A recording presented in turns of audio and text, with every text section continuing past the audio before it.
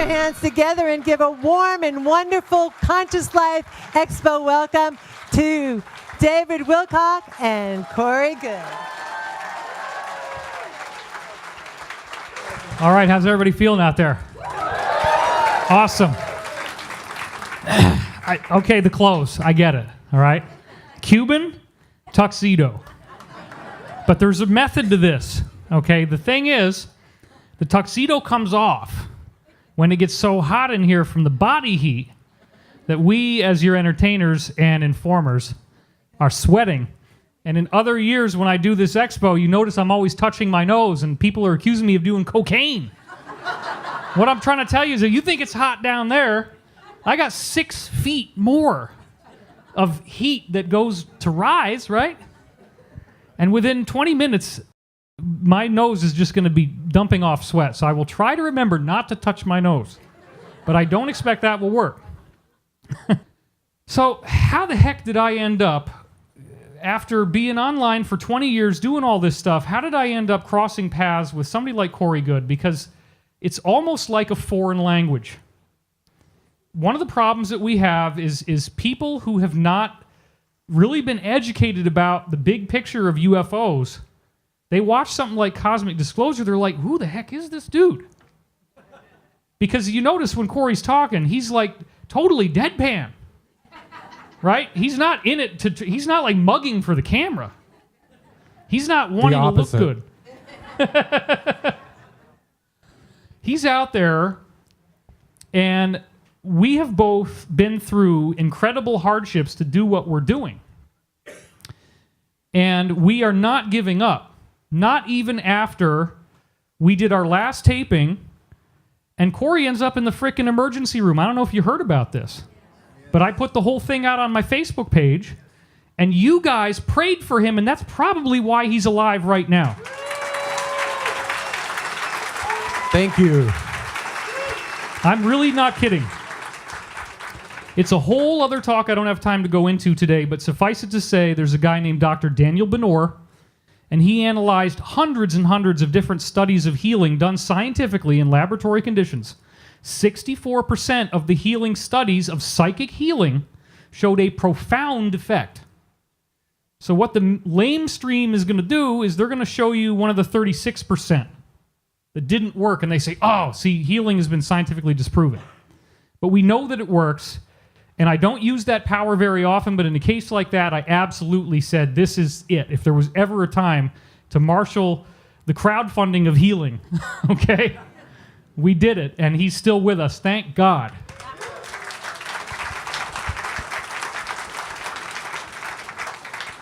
I got broken into a very strange new reality in 1993 when a good friend of mine in college comes in all white-faced and says, dude, aliens are real. And I'm like laughing. And he wanted me to sit down, but I could tell pretty quickly he's very serious. Turns out he had a 2-hour private briefing with his college physics professor who had worked for NASA throughout the 1970s.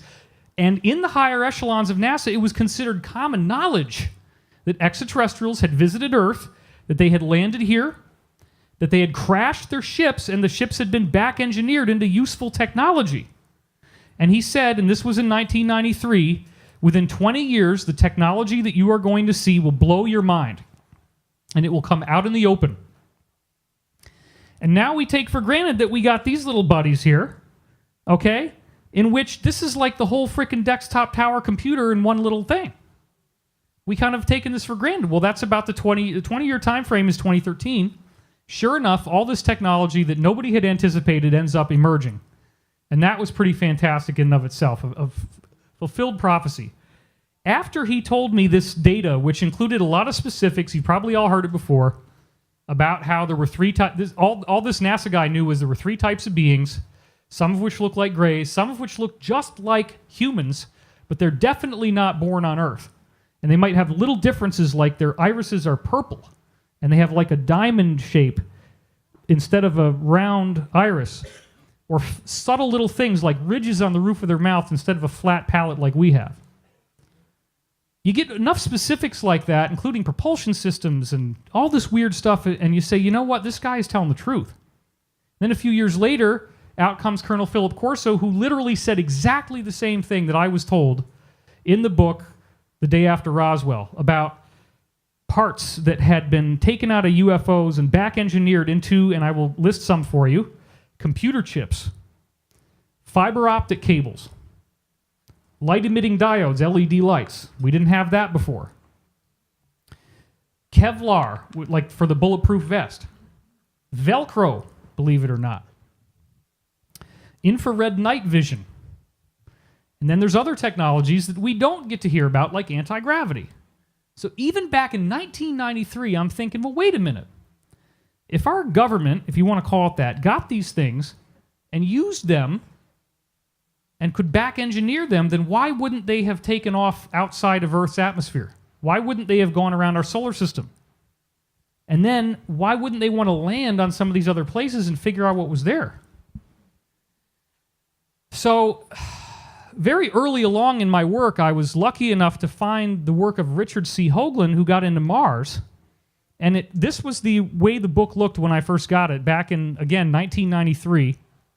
And it freaking blew me away because I had heard from my buddy that he had done a presentation at the United Nations talking about the space on Mars that he's pointing to right here.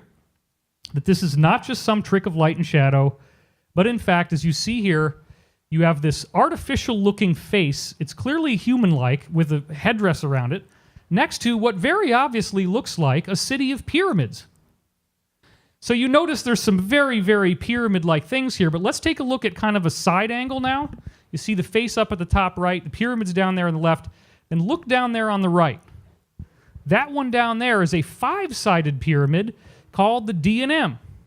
And this is what it looks like from overhead.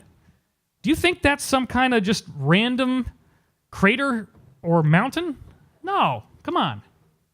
And also what we see is that the proportions of the human, the Vitruvian man, like Leonardo da Vinci drew, you spread your arms and legs out, that's what it looks like it's a human being. Now this thing is estimated to be 1.5 miles wide based on the size of the Mars orbiter frames. 1.5 miles wide and probably over 1/2 mile tall. You could fit millions of people inside this structure alone. And then the other very strange thing, if you look at it, let's see where, I can probably look at it better here. You'll notice that at the top left, there is this river of what looks like something ran off of it.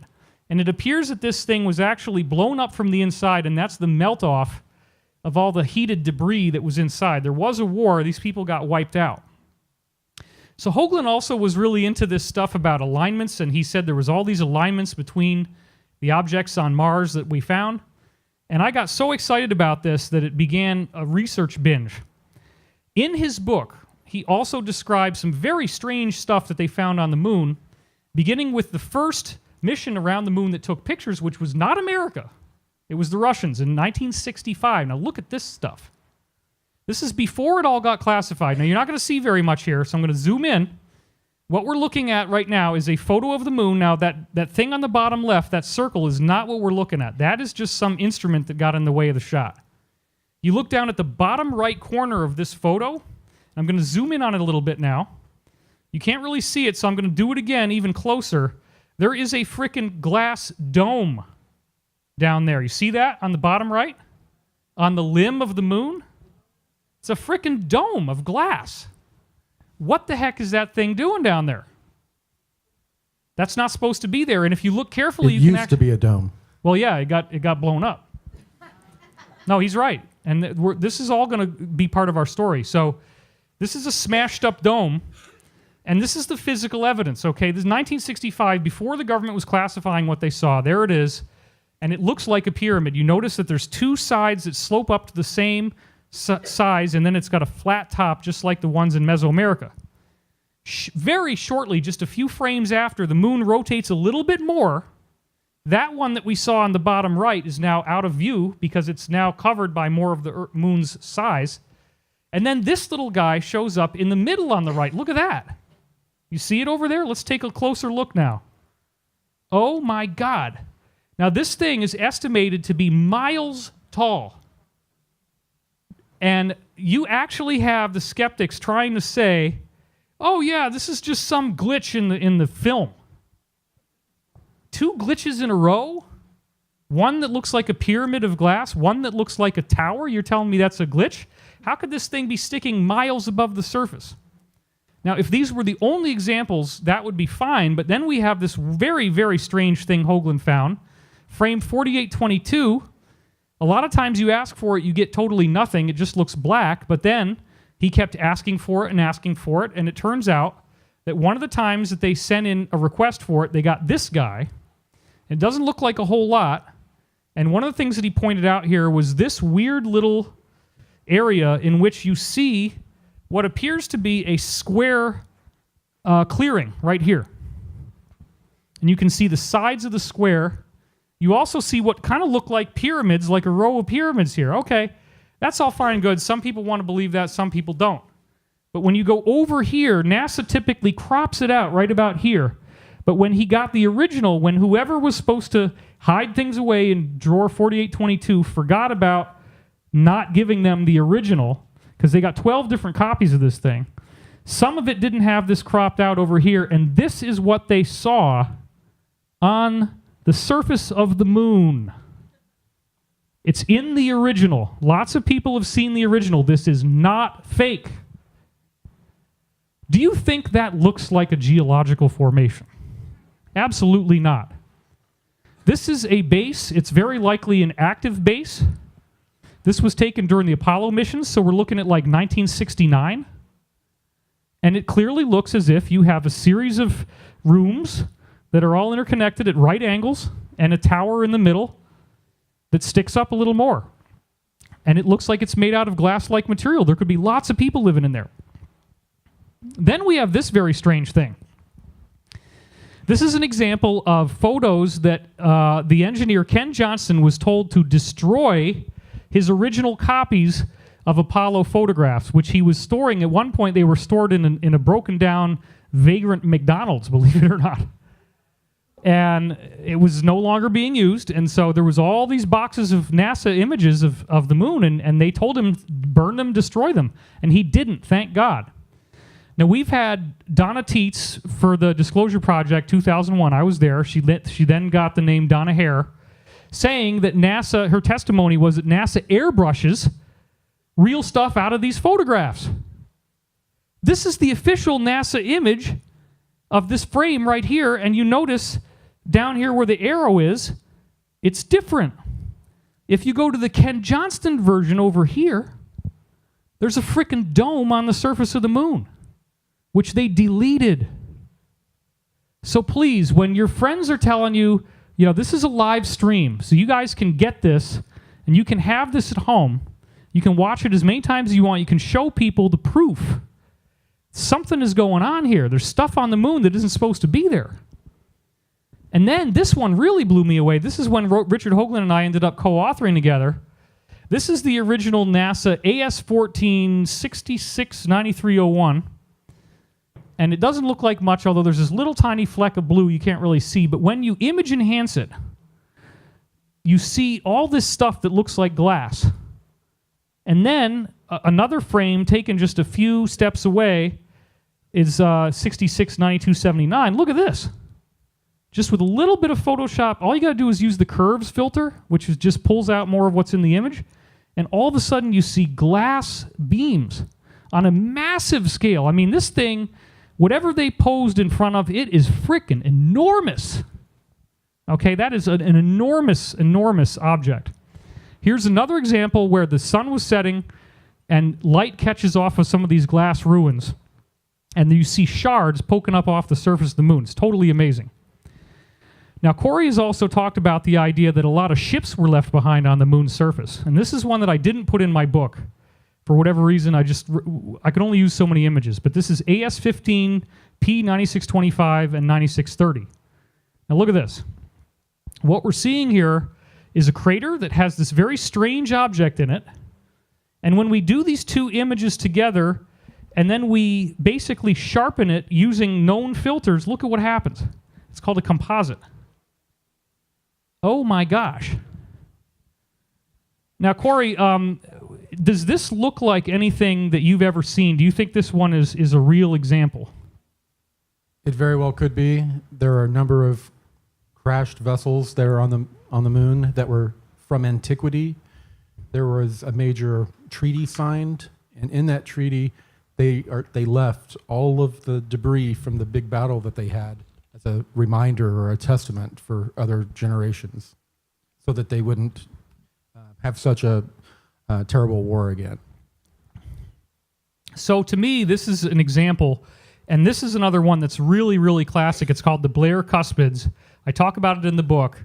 This is one of the only surviving images of it from Argosy magazine by Ivan T. Sanderson. And if you can't see it very well, let's do this next one. Okay, what you're seeing here is literally an object that is many stories tall, at least 13 stories tall, obelisk on the surface of the moon with others around it. And this was formally being analyzed scientifically as of about 1968, and then once again the clamp goes down. So Corey, do you think that they were deliberately allowing some stuff like this out in case they might disclose earlier than they ended up doing? Is that part of what was going on here? Yes, they have to seed the consciousness. That's the way their magic works. They will put out information and then redact it or ridicule it later, but the seed is planted. So yes, it's to set things up. That they have things planned out hundreds of years, and it's just a part of their limited disclosure. All right, the jacket is off. This is getting real, folks. We've gone from Tux to Cuba. Okay. Now, this was a Russian depiction of a more side-angle view of what they think was down there. And sure enough, it looks like a city of obelisks. And interestingly enough, a comic book that comes out 2 years after this breaks into the news called UFO Flying Saucers issue number 2 actually did a comic treatment of this. Here's the cover of the magazine, and Gold Key Comics, they're the ones that used to do the Donald Duck. My father used to take me to the newsstand every Sunday. I'd buy these Gold Key Comics all the time. Our graphic novel's going to look way better than that. Okay, fair enough. This is a historical document, though, bro. You got to appreciate that. And sure enough, what we see here is UFOs on the moon. And then, sure enough, we have this guy here, and he says, my colleagues and I believe that they may be some kind of obelisk, completely different from anything else on the moon's surface. Now, I don't know if you can see what I can see from here, but you look at this dude's eyes for a minute. Those are the eyes of a happy man. That's all I'm going to say, folks. They are blood red. Keeping the secret is you can just extrapolate. too much. You can extrapolate from that what you like. He looks like he is baked as a cake. Okay, I'm going to make it easy for you. It wasn't legal back then either. But there's the obelisks in 1970 comic book. Freaking crazy. And then they fictionalize a little bit, and they have one of these obelisks which creates some kind of gravitational field around itself. But Corey, look at this. All this freaking ancient space junk and bodies captured by the gravitational field of the obelisk in 1970. What do you think they might be telling us there? They're prepping us for either ancient builder race or some of the groups that came afterwards that built structures. Right. And the idea being that there's a lot of junk left behind on the moon, right? Oh yeah, it's covered in debris. So that's a very interesting thing. There's all this stuff going on, including back in 1958. Now remember, the NASA frame of that face that I showed you, that didn't show up until 1976. This is 1958. What the heck is this?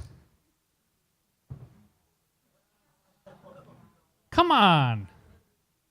How do you possibly maintain a skeptical opinion in the face of evidence like this? A 1958 comic that is called The Face on Mars, in which the actual shape and structure of the face itself, other than the fact that it's tilted up straight instead of lying flat, it looks freaking identical almost to the actual face on Mars. And then the whole story is, I talk about this in Ascension Mysteries, my new book. It's all about this ancient race that warred and blew up their planet. They talk about the asteroid belt being the remnants of this exploded planet. So I'm doing all this research. Hoagland's book totally blew my mind. I'm seeing there's ruins on the moon. There's ruins on Mars. Somebody's been out in our solar system for a long time. Then in 1996, I read this Law of One material, which the first book of which is called the Ra material, because Ra is the name of the source. It claims to be a positive entity that helped the Atlanteans and the Egyptians way back when, and their message got distorted and confused, and they had to withdraw. Then they come back, and they were able to get through people that were actually doing intuitive channeling and get messages through. Now, in general, I don't really endorse channeling at all. I think it's kind of really taken a big downturn. But you read this stuff, it's like diving into some frickin' scientific manual that has all this jargon and all this very interesting stuff going on. And Corey, we're about to get into the space program, but when you were in the program, did they know about this? Yes, absolutely. The rank and file were told that it was Luciferian and evil to stay away from it. Right. But the brass were encouraged to read it and a number of other books. So the thing that blew my mind is that there was so much stuff in this Law of One that matched up with the research I had gotten out of 3 years of reading probably 300 books. And it's a terrible shame because I left my computer behind when I moved from New York in the house that I'd been staying in, and I had a complete list of every book I'd read in college, and it was about 300. And I lost that file, which drives me crazy. Anyway, here's the cosmology, because it's not just all this weird stuff about ETs, it's a philosophy that they're teaching in this material, and it's very strange. It says that the only thing in the universe that really exists is identity, consciousness. Meaning there's only one identity, there's only one consciousness in the universe. Then, it basically says this cosmic consciousness became lonely or bored, something like that, and it decided to experience multiplicity. But the trick is, it can't just sit there like somebody crazy in the corner with two puppets on his hands and, ha ha ha ha, oh yeah, yeah. It had to actually give each piece free will to be able to define its own curriculum. And so that law of free will becomes central to the whole discussion. The law of free will. Free will must be preserved for anybody in the universe, which means if you violate free will, you get karma. So one of the things that Corey found out in the course of his work, and remember, he's truly unique in the sense of being a whistleblower who actually was out there in a spaceship and managed to come back to Earth, recover his memories, and come forward as an insider. And he validated what so many other people had told me. And so he's actually out there flying around and remembered everything. And one of the things you said, Corey, is that these different space programs, they already have over 100 colonies in our solar system. And we have some art coming up in a minute, but what are some of these colonies like? What are we seeing? Well, the ones that are owned by the ICC, they are very sprawling. They have everything. They have areas to where they take raw materials, smelt them, break them down, create, the raw materials to be put into whatever they're building or manufacturing. Then they have manufacturing plants. They have the actual the part of the colony where everyone resides. It's just imagine any type of industrial program down here. It's pretty much mirrored up there. And we got some great art coming up, and I don't want to run too far out on that. So, as he just said, there's mining facilities, and they have the living quarters fairly nearby. And you said that there's these truck kind of ships that they use sometimes to move? Yeah, they're for mining mostly. Right. Very large, look like giant containers that you would see on a ship. But they look kind of like big rigs, strangely enough. But without wheels, yeah. Yeah, without wheels. But yeah, I've seen those several times, and they're usually transferring things back and forth from the mining operations. And so the mining could be occurring on any number of moons or asteroids in our solar system. Correct. It's happening on almost all of them because they all have unique properties. Interesting. All right, so we also know that there are multiple gigantic manufacturing plants just on the planet Mars alone. There's one less now. There's one less, yeah, after the Mars atrocity. So given that we showed people earlier in this talk the face on Mars, the pyramids on Mars, that stuff's obviously really old. Total Recall, very strange movie, right? They go in, and if you don't If you miss it, you don't see that at the end when Arnold puts his hand into this thing and all the cores go into the ice and melt that ice to create atmosphere for Mars, all the water comes shooting up out of a pyramid. So if those pyramids are still there and Viking photographed them, have we gone back inside? Have we seen what's in there? Can we use it? What's going on with the face on Mars, the pyramids? Well, most of what is on Mars is completely destroyed. You'll see. I mean, it looks like what is it? Machu Picchu.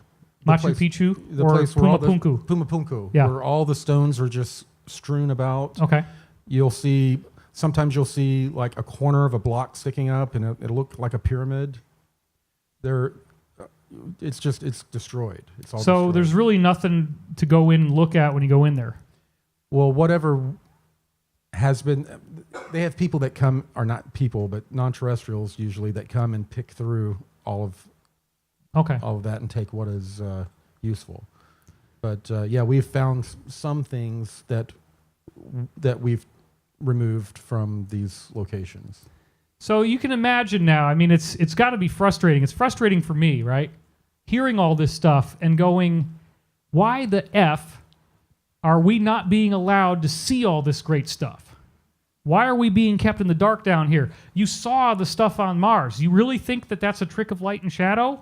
You really think that those towers on the moon were just because, oh, well, yeah, the camera screwed up? No, this stuff is real. And that's why I wanted to start with some really hard data, because Corey is not alone.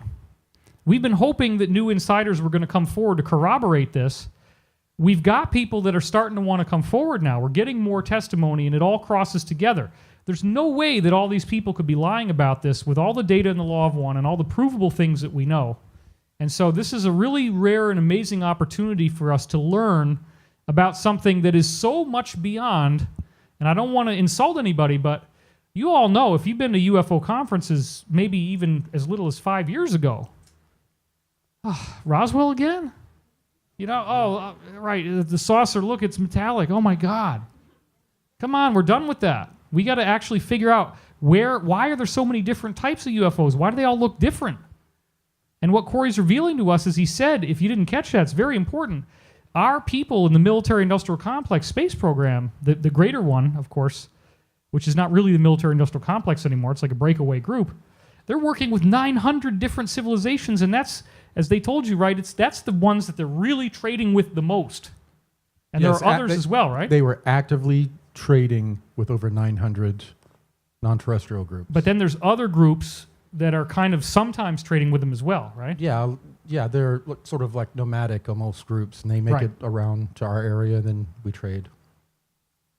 So this is where things get really interesting. We're going to start with the one that Corey got introduced to first. As you've heard his story before, I'm sure all of you have. If not, go watch Cosmic Disclosure. We have a nice opening intro that you can see for free on blueavians.com, as he said, BLUEAVIANS.com. You can watch it free of charge. You don't have to sign up or anything. It had a huge number of views online. And he had done these programs in the space program, like we said, going and visiting these colonies. And then he gets pulled back in starting on February 27th, 2015, only really about 3 months after we started to talk regularly. And he started to reveal all of his information to me. These blue avians, which he hadn't, you had had them contact you at home. That's one of your testimonials. And I remember you wouldn't even tell me about it. No. It was very personal, private to you. You wouldn't say a word about it. Well, for a couple of reasons.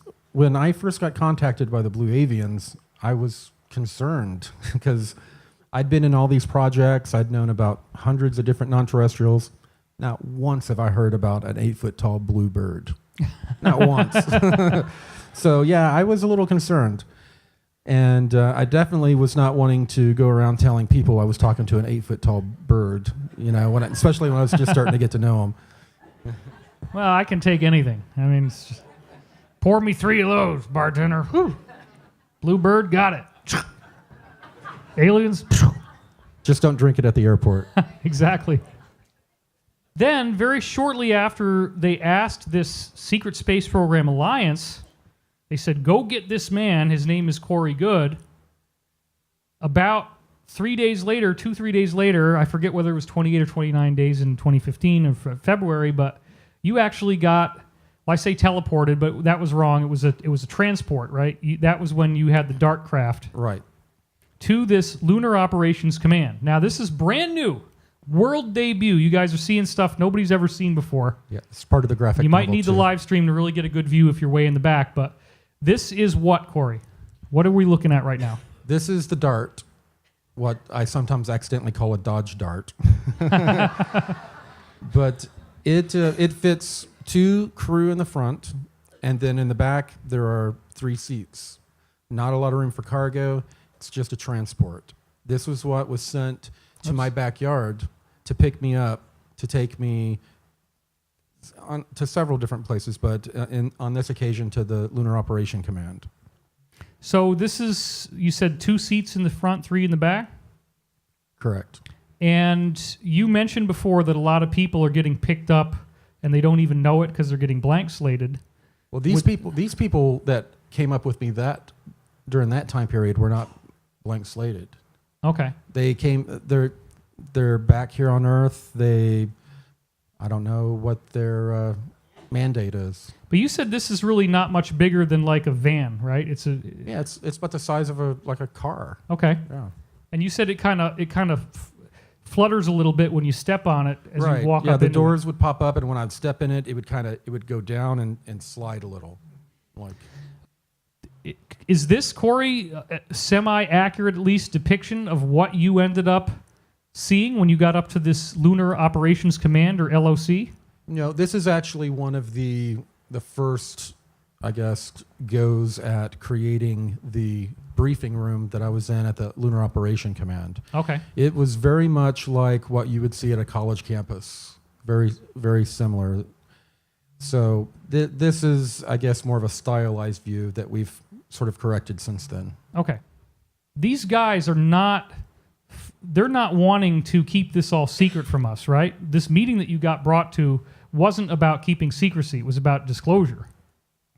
Absolutely. The mandate of the SSP Alliance has been, it is time to disseminate all of these advanced technologies, but disseminate it in a way to where all of humanity is exposed to it at the same time, not just a small group of privileged. This is their mandate. They want full disclosure. The SSP Alliance is probably the only group out there right now that's still rooting for full disclosure. And I think we're going to get it. I think we're going to get it. Okay, so the Sphere Being Alliance ties back into a bunch of actually visible things, and I did it last year. We're only going to do a couple now because people always complain, oh my God, you repeated information. But what started to happen in the late 1990s is that these gigantic planet-sized objects were seen around the sun, in some cases flying into the sun. Here's an example of 2 planet-sized objects colliding with the sun, and NASA says it's a complete coincidence that these things collide with the sun, and then the sun has an emission. And we're not doing that. No semen jokes or anything like that. Okay. He tells the joke without telling the joke. I'm not going to tell you how stupid you are. It's the same kind of thing. Oh, they already know. They already know. Look at this. This is an animated GIF file of 2 gigantic objects. It's fast, but you can see these 2 things go crash into the sun, and the sun belches out this huge blast of light and fire, and NASA says, oh, those 2 events are completely unrelated. Okay, now what do they try to do? They try to say, oh, well, these are just a couple of comets. Okay, well, I don't think so. But anyway, here's one of the ones that's really stunning, and there's a bunch of these, and in the future we're going to present them all much more streamlined. We're getting to that. July 31st, 2002. If you look carefully, what you see here, this is there's 2 white flecks. It's going to be hard to see this from the audience, but if you're on the live stream or you order it at home, you can see this. You see there's a white spot on the left and a white spot over on the right. Now, the white spot over on the right is a planet-sized object that is not supposed to be there. The one on the left is Mars. The one on the right is what this guy, Kent Stedman on cyberspaceorbit.com, he's now deceased. He was the guy following this. He was calling them sun cruisers. Now you'll notice there's a white line through the middle of it. That is because it's so bright, it's overloading what's called the CCD sensor on the SOHO satellite that took this picture. There is no actual line around this thing. It is just a gigantic planet-sized object. And these things are flying around the sun. Now look at this. The very next day, August 1st, 2002, remember, because it was July 31st, now it's August 1st, we go back, and there's Mars parked in the exact same position, and the planet-sized object on the other side is totally missing. And then a lot of times, this would happen, the SOHO would capture these, and then there's an accident. The sensor breaks down. Oop, we got to take it offline. So Corey, there it is. I got to stop doing that, man. Damn. Okay, so there it is, July 31st. You can see the little white dot on the right, and I'm going to hit it again, and boom, the very next day it's gone. But Mars is parked right where it always was. And there it is again on the right, and notice where Mars is on the left here. It doesn't even move when I hit the button. But this other object disappears completely. Okay, so you were one of the ones that informed me that people were aware of these things, besides just guys on the internet saying, "Oh, it's a big spaceship around the sun." What was the view on the inside when these giant spheres started to show up? Originally, when the spheres started to show up, there was a lot of excitement. They thought it was the return of the Sumerian gods and the people that they were very willing to worship and work with. But these spheres came into the solar system, parked, then cloaked, and then didn't answer any hails, any communications. So immediately... And how many spheres? In the beginning, it was like 100, and then they just kept on pouring in and pouring in. And they could tell that they were lining up equidistantly all throughout the solar system. So military-minded people are thinking, this is an invasion. Maybe we should attack them. Let's get ahead to that slide because we have that here. That was one of the original art things that you commissioned. Yeah, it's really old. Yep. So the cool part is that when you actually get brought up there, some of what starts to happen is that you're getting these spheres actually showing up in your house. And tell us how that transport system worked. What was the experience that you had? It is a blue sphere will appear in my house, an orb, and it'll zigzag around almost like a ping pong ball bouncing around until I indicate that I'm ready for transport. Usually I have to take off my electronic watch. I can't bring any electronics. So I prepare, and then I indicate that I'm ready. I put on clothes. There are many of the times I've told the stories about going different places, but I don't talk about my hair sticking straight up. And so I indicate that I'm ready to go. All of a sudden, the sphere just changes sizes to where it encompasses my body. And once I'm inside of it, it's just it's almost like a blur or a smear. It happens so quickly. And then I'm at the location. And so this is not how most people are getting around in the space program. This is a very unusual thing. Extremely unusual. Yes. All right, so the Blue Avians finally reveal themselves after all these years of the spheres not saying who they are, not responding to hailing signals. Then the Alliance and the secret space program finds out about these guys, and they ask for you by name.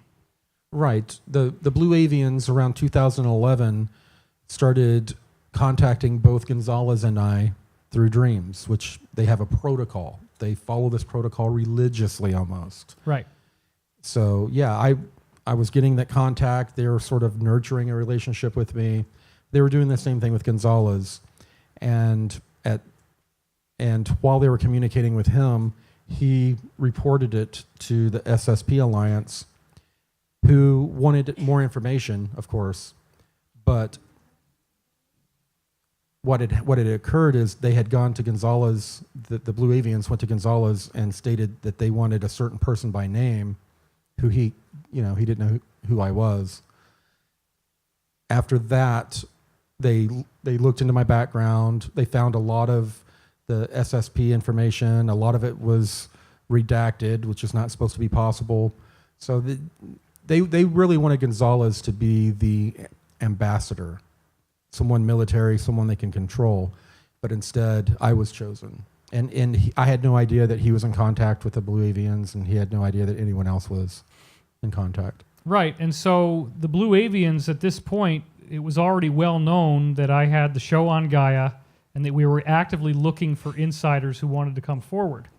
And this only happened to you right after you actually did use your real name and go public. That's a nice way to put it. Even though it wasn't something you wanted. Right. I was sort of outed unceremoniously, but yeah. But do you think that you coming forward with your real face, your real name, your real identity was part of the cosmic handshake that had to take place in order to allow this contact to occur?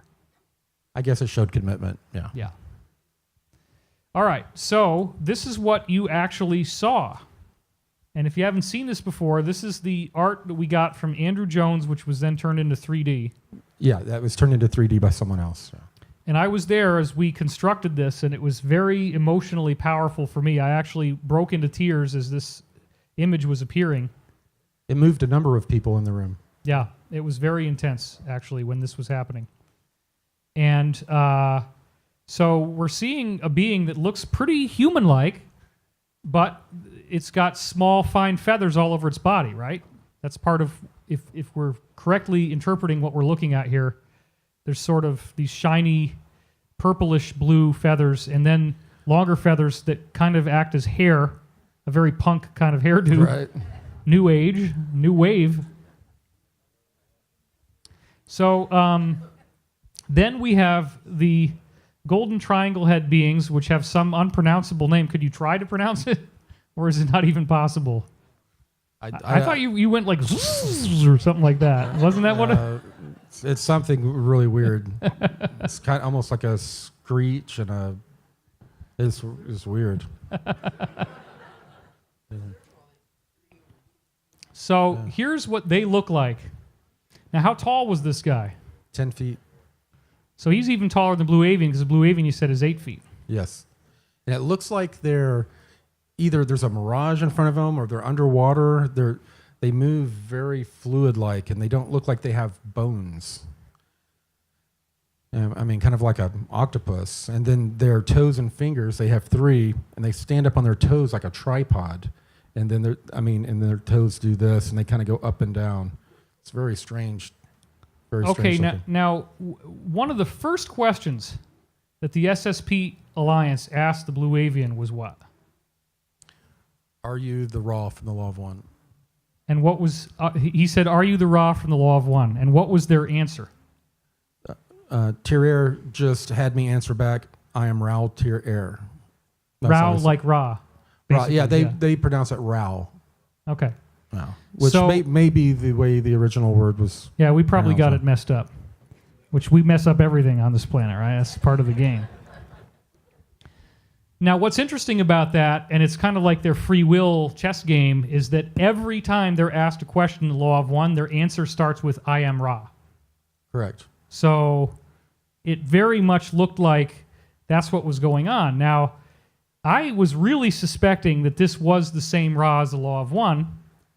And at home, shortly after this happened to you, I was in my kitchen. You might have heard this story before. If not, I want to get it on record. I'm in my kitchen, and I say, are these Blue Avians, in fact, the group that did the Law of One? Because it sure looks like it. And I asked the question telepathically, which is something we're going to get into tomorrow. For the first time, I'm actually going to talk about this. I've been doing this conference 12 years.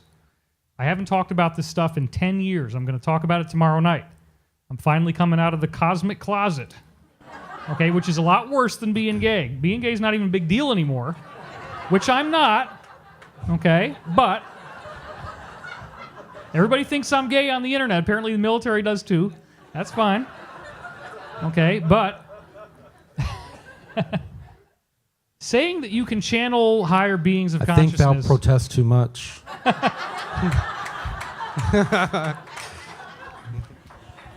We're not going there. This could get into a big, big thing. So I had this experience of doing psychic readings, and I actually ran a business from 1998 to 2005 with 500 paying clients, people bursting into tears. I'm speaking on behalf of higher beings of consciousness, telling people things that predicted the future. There was one lady who had all these poems that she'd written. They actually started to quote from her poems, which I didn't even know she wrote poems. Not only did they quote from the poems, but they explained to her what they meant. So this was an experience I had. That's not you. Okay, I was like, uh-oh. If he's doing that, I'm dying on stage, right? They quoted from her frickin' poems, and this didn't just happen once or twice. This happened a lot. And so, of course, when I'm on the George Norrie panel tomorrow at 2 o'clock, he's obviously going to bring up, so, Edgar Cayce, right? Oh, man, really? You going to do that again? Every frickin' time.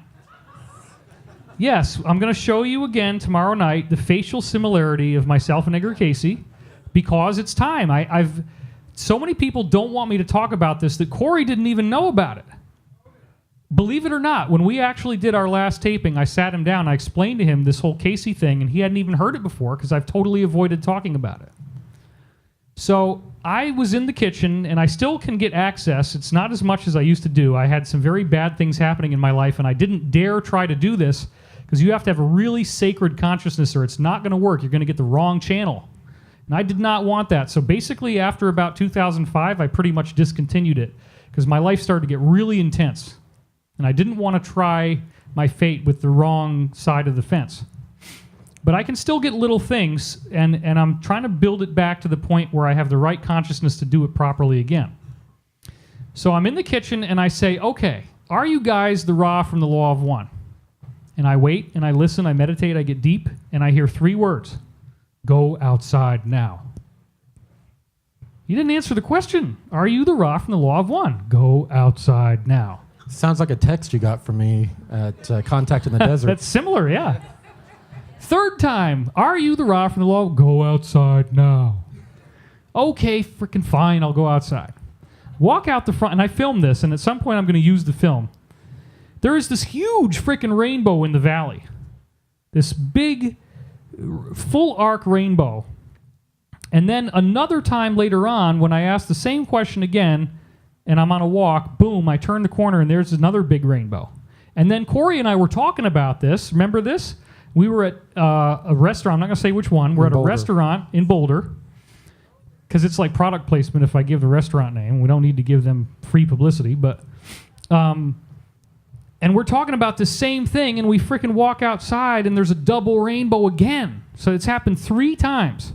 I was quite amused at the people around's reaction when you started jumping up and down. A rainbow, a rainbow. Double rainbow, dude. Yeah, interesting looks. Oh my even in Boulder. God. Yeah, one guy asked you, is that your God? That's right, he did. Yeah. He did. That was funny. And remember there was a little girl in the restaurant that started, oh, the bird, the bird. That was another really weird synchronicity. We get these weird synchronicities, and so I asked the question, and they say, go outside now, which seems like the rainbow's the answer, and the answer is yes. But again, it's like this weird thing where they don't really say it. Never a direct answer. But eventually, they did tell you flat out, yes, we wrote the Law of One.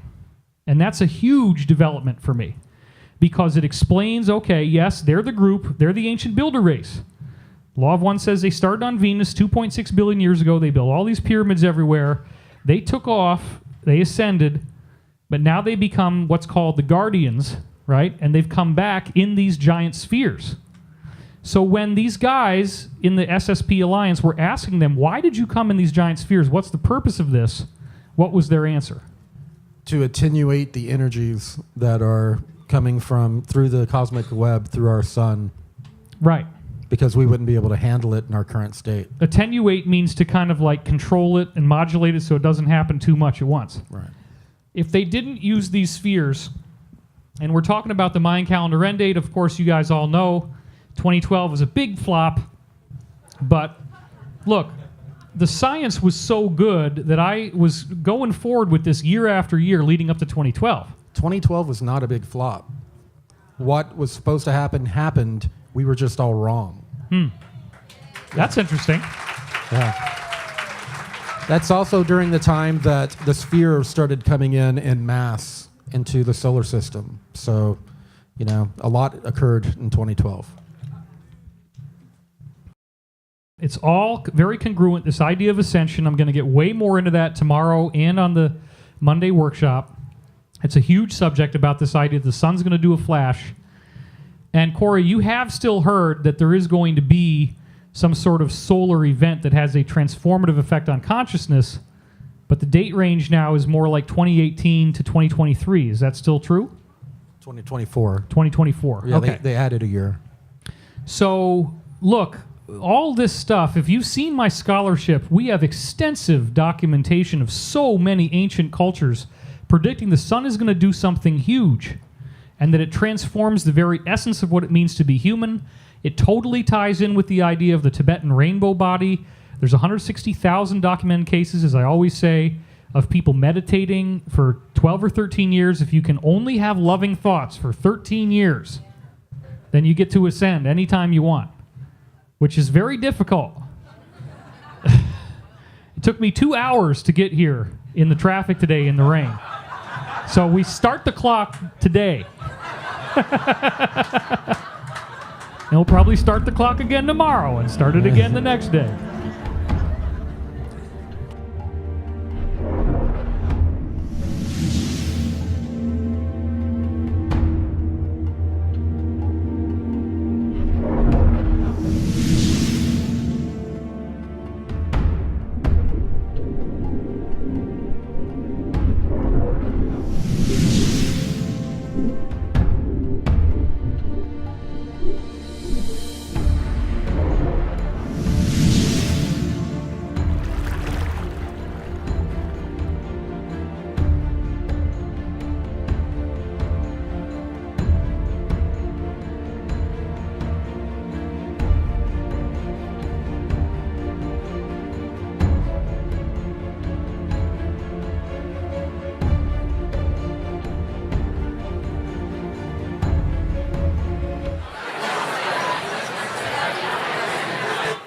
All right.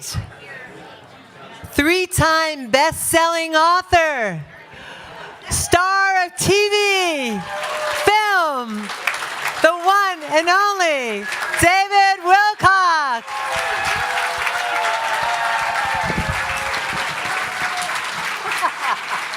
All right.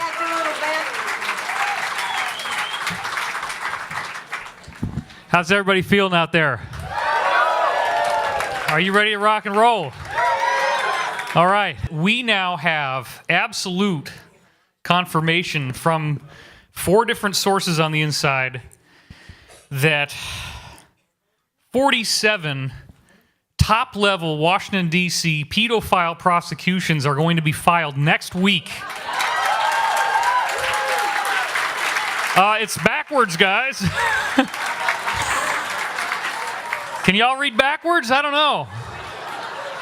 I think we might have a technical glitch.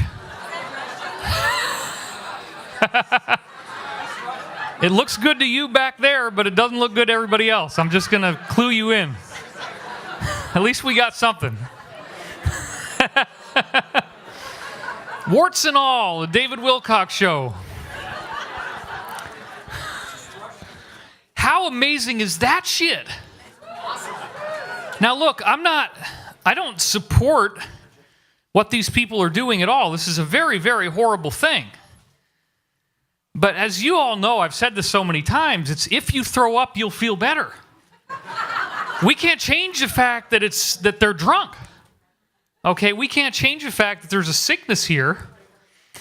This is not something that we do on our own, per se, but it is something that must be dealt with when it is coming to our attention. And so we don't go anywhere by being in denial.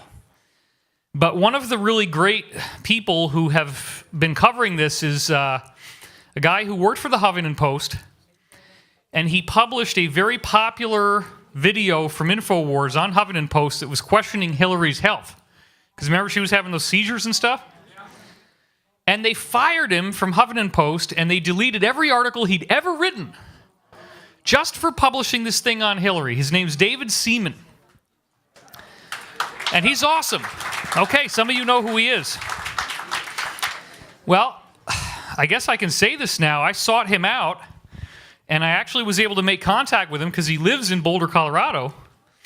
And I gave him an enormous briefing, like 4-hour briefing over dinner. And the guy's just like, I mean, it was crazy. Oh, okay, well, got to run before you can fly. I think we're kind of halfway there now. Desktop rear, ceiling front. Oh, boom! Oh, shit. Yeah! It's happening. I told him, dude, I apologize because this stuff is so weird. And you're coming at this as an academic. You're coming at this as somebody who wants the credibility. And I'm sorry that the truth is so freaking weird. But it is the truth, dude. I'm sorry, dude, but like reptilian aliens exist. I'm sorry, but there's giants with elongated skulls and their skeletons have been found all over the planet. You can research it and you'll find out. The Smithsonian Institution would say, oh yeah, don't worry about it. We'll take care of it. Smithson is the guy that founded the Smithsonian Institution, high-level Illuminati member. 33rd degree Mason, Smithson, yeah, Smithsonian. It's his organization. They were going around and they were grabbing these skeletons, and according to one of my highest level insiders, that's me. According to one of my highest level insiders, in the beginning they were literally taking these skeletons and dumping them out into the ocean because they didn't want anything to ever be found. So they weren't necessarily storing them. Then at a certain point, they realized, okay, we need to hold on to this stuff because this is our heritage. Now, what does that mean? Well, that's what we get into this whole cosmic history of the Illuminati thing. It's very interesting. One of the titles that I've been tossing around for the Endgame Part 3 is Illuminati Beginnings and Endings. Because it's very interesting that this... Okay, look, come on. If you've spent any time looking into Pizzagate, you know that it's not just about disgusting sexual practices. It's about a frickin' cult that does this because they have weird occult ceremonies in which they think that Lucifer is the good guy. Now, why do they think that? Because the God of the Bible created Noah's flood to cleanse the earth of whoever was here before and create what they call the Adam, which is us. We are the Adam. We are a race genetically created and seeded here, and we were given dominion of the earth. Oh my God, David, you're talking about the Bible. Judeo-Christian nonsense, mind wash, brain control. Look, I'm going to quote now from one of my really funny insiders, this guy that we call Bruce. It doesn't matter whether you believe it's true or not. This is what they believe, and it's serious as a heart attack. Okay? So these people are really into the Bible. They really take this stuff in the Bible seriously, and we're going to see some of the hidden quotes that you don't usually find out about in what's called the Book of Enoch. When Corey Goode comes into my life, in October 2014, that's when I started to get all these briefings. It was soon followed early in 2015 after he revealed all this stuff about the secret space program to me, which most of you already know, and we're going to cover some of it again. I did a wonderful thing last night. How many of you saw it last night? Okay, did you like it? All right. I thought that was a pretty bomb-ass talk. Thank you very much. That's what I kept hearing. Everybody's like, oh my God, oh my God, oh my God. Yeah, I know. The truth is amazing. It's embarrassing to try to explain to somebody like David Seaman, who's totally new to it. It's like, well, Yeah, okay, well, the military-industrial complex has 100 mining colonies throughout our solar system and many others, and they're working with over 900 different types of aliens, and you got to kind of do the 10% rule. You give people a little bit, see if they can handle it, and then give them 10% more, 10% more. Don't just do a big freaking cosmic download without taking a breath. It's probably not going to work. Oh, I can do it. So we have these beings show up, and we don't really know who they are. They show up only for the first time after they used Corey as their messenger. And Corey had just come forward with his real name as a result of circumstances outside of his control. And they immediately sound like the Law of One material. They have the bird-like appearance, and Ra in the Law of One says that that the hawk is their totem, it's their symbol. So right away, I'm thinking, okay, there's something going on here with the Law of One. And the first question that was asked by the Secret Space Program Alliance, the people that are now trying to declassify all this amazing high technology we talked about last night, that almost all of you seem to have seen it, so I don't need to repeat myself. And also, if you're watching the streaming, people get mad if you say any information twice. That's not new information. Okay. So we're just going to partition this up. So assume now that this is like a series, and this is part 1, tonight's part 2, Monday night's part 3. If you have the streaming, you can see it all. So these beings showed up only because Corey and I start talking, and they sound an awful lot like the beings described in the Law of One. And then, sure enough, we have William Henry come along later on, who sadly was not able to be with us this weekend because his wife has ended up in the hospital. It's very sad. But he points out, oh my God, here in Egypt they have avian-headed humanoids that are blue. Like Horus right here. Some of them still have the paint on it where it's still blue. So these beings are nothing new, and we didn't know this. That's the point. We put this intel out without realizing that Horus was blue. We put this intel out without realizing that Japan had what they call Tengu birdmen of the mountains that are blue, avian humanoids. Okay? And this is only something I found out because of some research I did for Ancient Aliens. And then I was looking through things, and sure enough, I found out, okay, Tengu birdmen. I look up what they look like, boom, blue avians. And this is a Tengu birdman statue in Japan. So you can see these beings were down there in physical form, and now they have statues made out of them. And then this one's kind of hard to see. But once again, if you look carefully at the head, this is a bird-like head on a human body.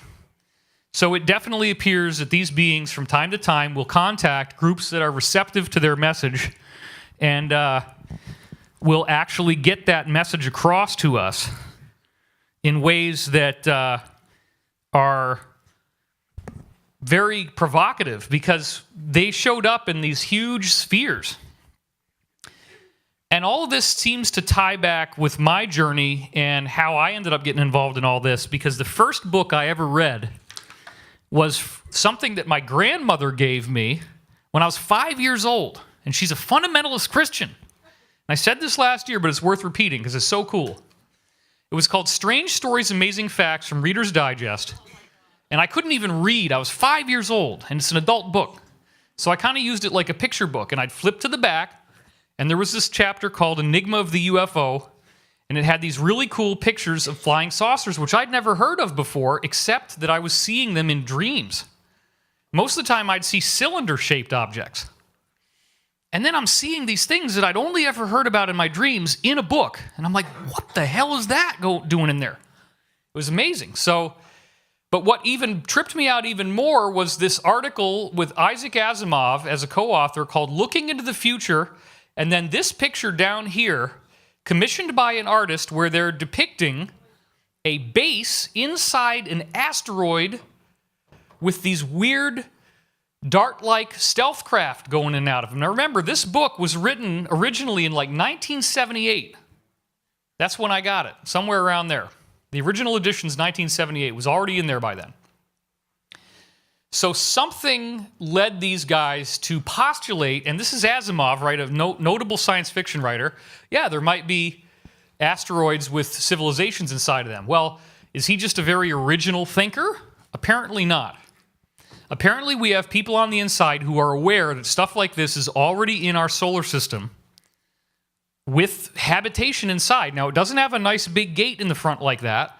You actually fly through the wall. You fly through the crust because these ships can dematerialize. So you go in, but there may also be some that have hatches or something. You go inside, and you have a whole world in there, a whole civilization with people and water. Most of the moons we now know have liquid water inside of them.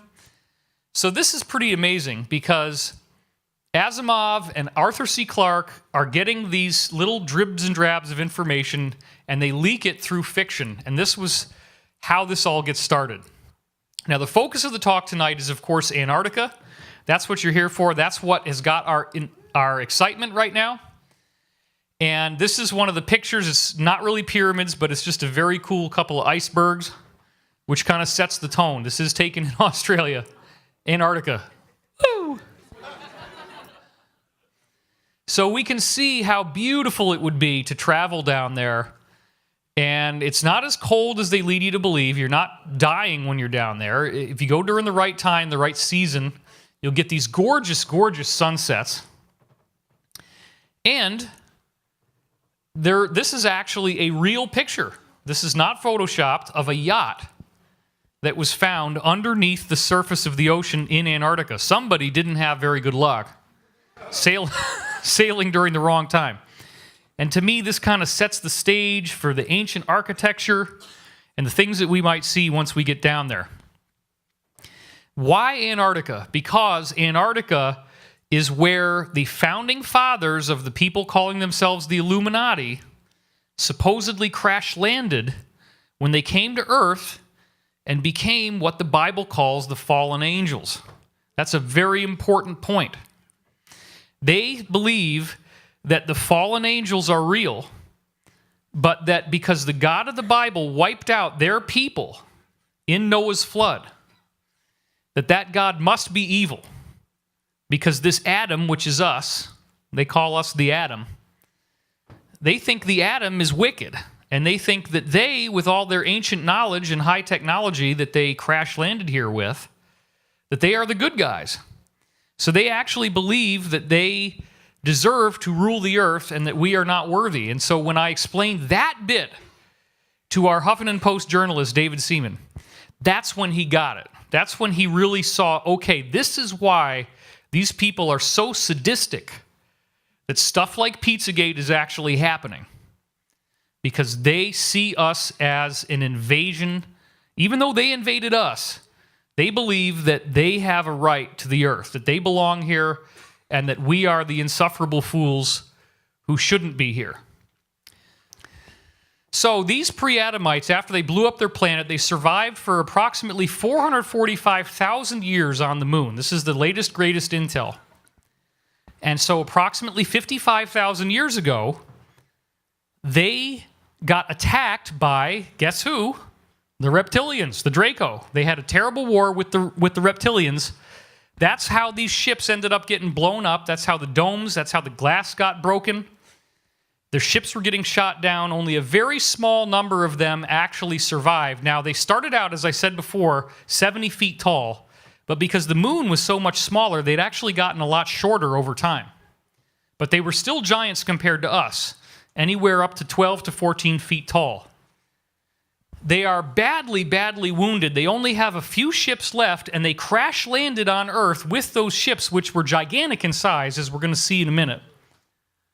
And the stories of their landing here were told in a book that should have been in the Bible, but the early Roman Empire said, there ain't no way we're putting this in the Bible because this is our story, and we're going to be exposed if we put this in there. So they removed it, but it's as old as Genesis, and Jesus quotes from it. So he clearly took it seriously. So the Book of Enoch was discovered only in 1773 in Ethiopia, translated, we didn't even get to read it until 1821, Then they find out, wow, Jesus is actually quoting chapter and verse out of this book in the New Testament. And then chapters 1 through 36 are called the Book of the Watchers, and that's where the really interesting stuff says. It says to happen, and Enoch is actually Noah's grandfather. So these people on the inside believe that Enoch is real and Noah is real. These are real people, and these were real events. Noah's flood is the Atlantean flood, and it's older than we think. It was 12,500 years ago. So in the book of Enoch, Enoch is basically working with these benevolent extraterrestrials, which very likely were the blue avians, same beings, and he's working with them, and he asks them if they will spare the lives of these people called the Watchers. Now, the book says there was 200 of these Watchers. I don't really think that's true. The data suggests there were a lot more. But there were a small number of these people that survived. They crashed here, and according to the new intel, they immediately set up cloning facilities and built lots of bodies for themselves so they could spread across the earth. And they crashed here 55,000 years ago. That's when this all started. So, the book of Enoch goes on to say that the fallen angels created great giants whose height was 3,000 ells, Enoch 7:3. An ell appears to be the distance between the elbow, hence L, and the tip of the middle finger, or a cubit, it's also called. And it's probably not really accurate because 3,000 ells, based on that, would be like 450 feet tall. Okay, so it's likely an exaggeration, but they were large, of course, we know they were large. This is probably something that was greatly mythologized by the point this book was written. It says in Enoch 7:5 through 6 that the giants began eating people on earth. They were cannibals to the humans that were supposed to be here. They begged God for forgiveness. Enoch was used as their middleman. That's 13:4. And they got turned down. And as a result of this, the biblical Atlantean flood, the Noah's flood, was created to cleanse them from the earth. And they believe this is actual history. And in the Ascension Mysteries, I trace out all the different things that lead to this conclusion. Noah, the great-grandson of Enoch, became the guy who preserved the animals and plants and people, one of each species, right, so that we would survive through the flood. And this very likely is some kind of extraterrestrial craft. The Noah's Ark is kind of an allegory of a much more advanced object, and it just becomes a boat in this story because it's been rewritten and rewritten and rewritten, and people kind of missed the original point. So these pre-Adamites, this is what they looked like based on Corey Goode's intel. These are the people who were deemed to be the wicked, the giants with the elongated skulls, where the flood largely wiped them out, but not completely.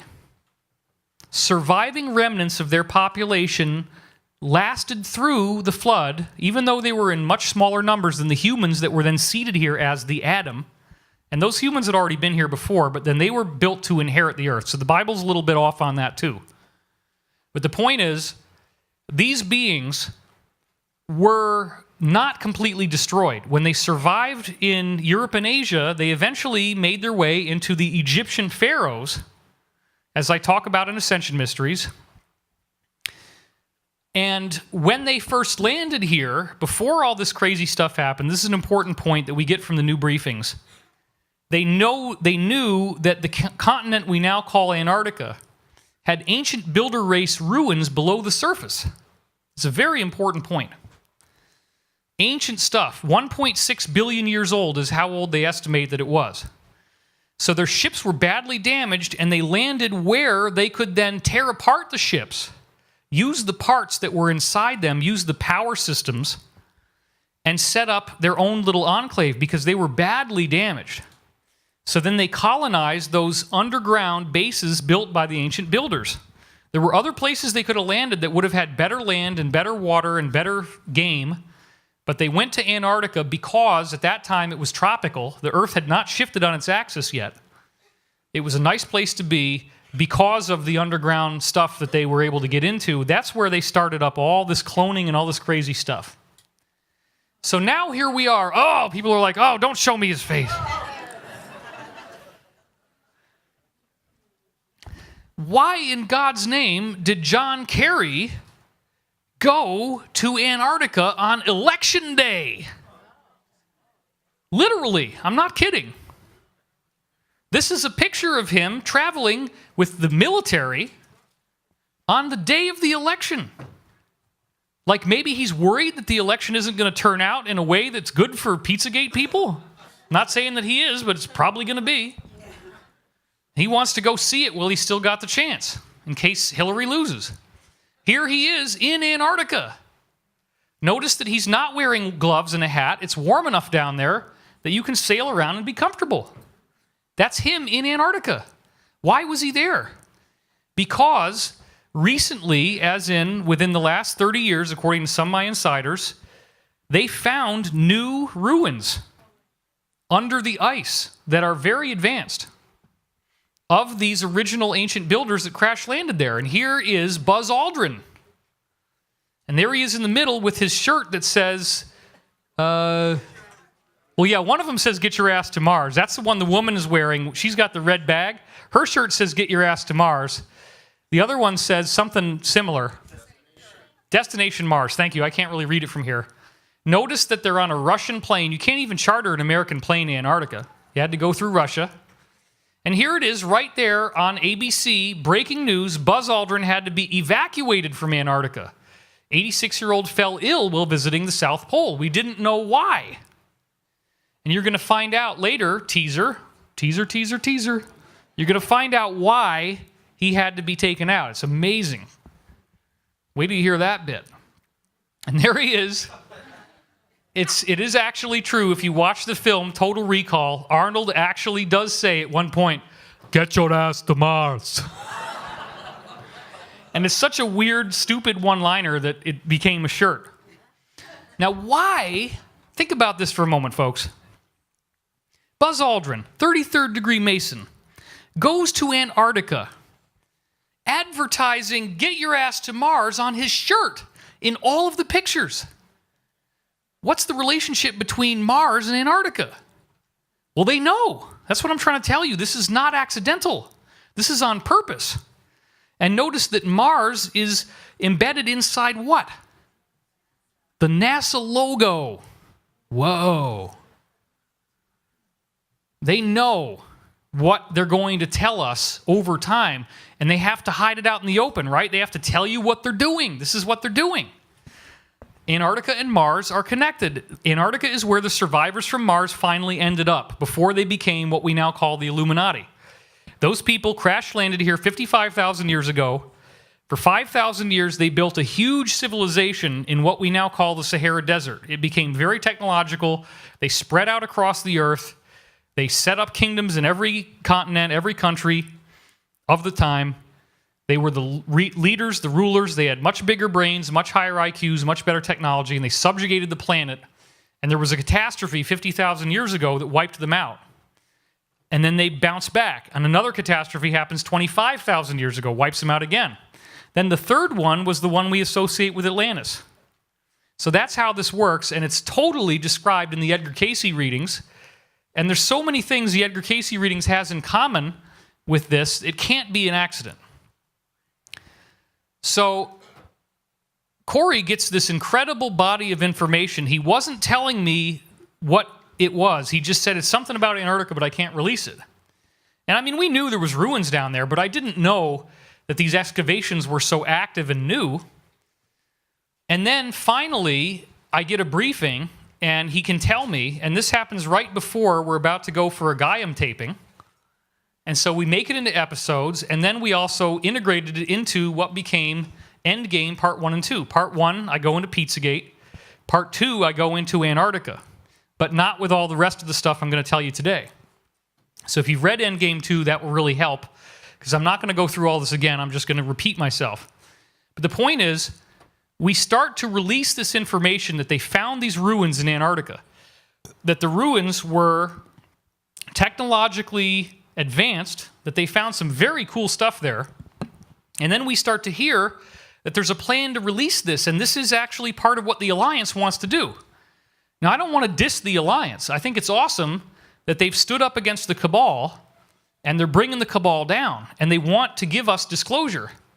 But they're also saying this is the only responsible way to do disclosure, because if you do it too fast, people will freak out. That's the excuse.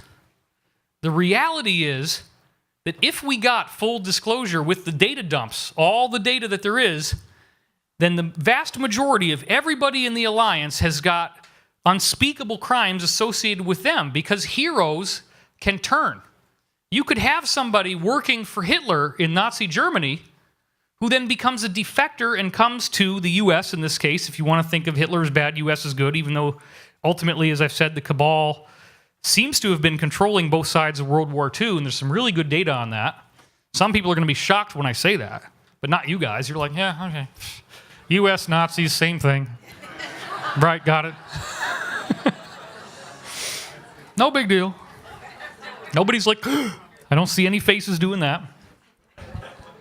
So let's just go with this nice Victorian paradigm of U.S. good, Nazis bad.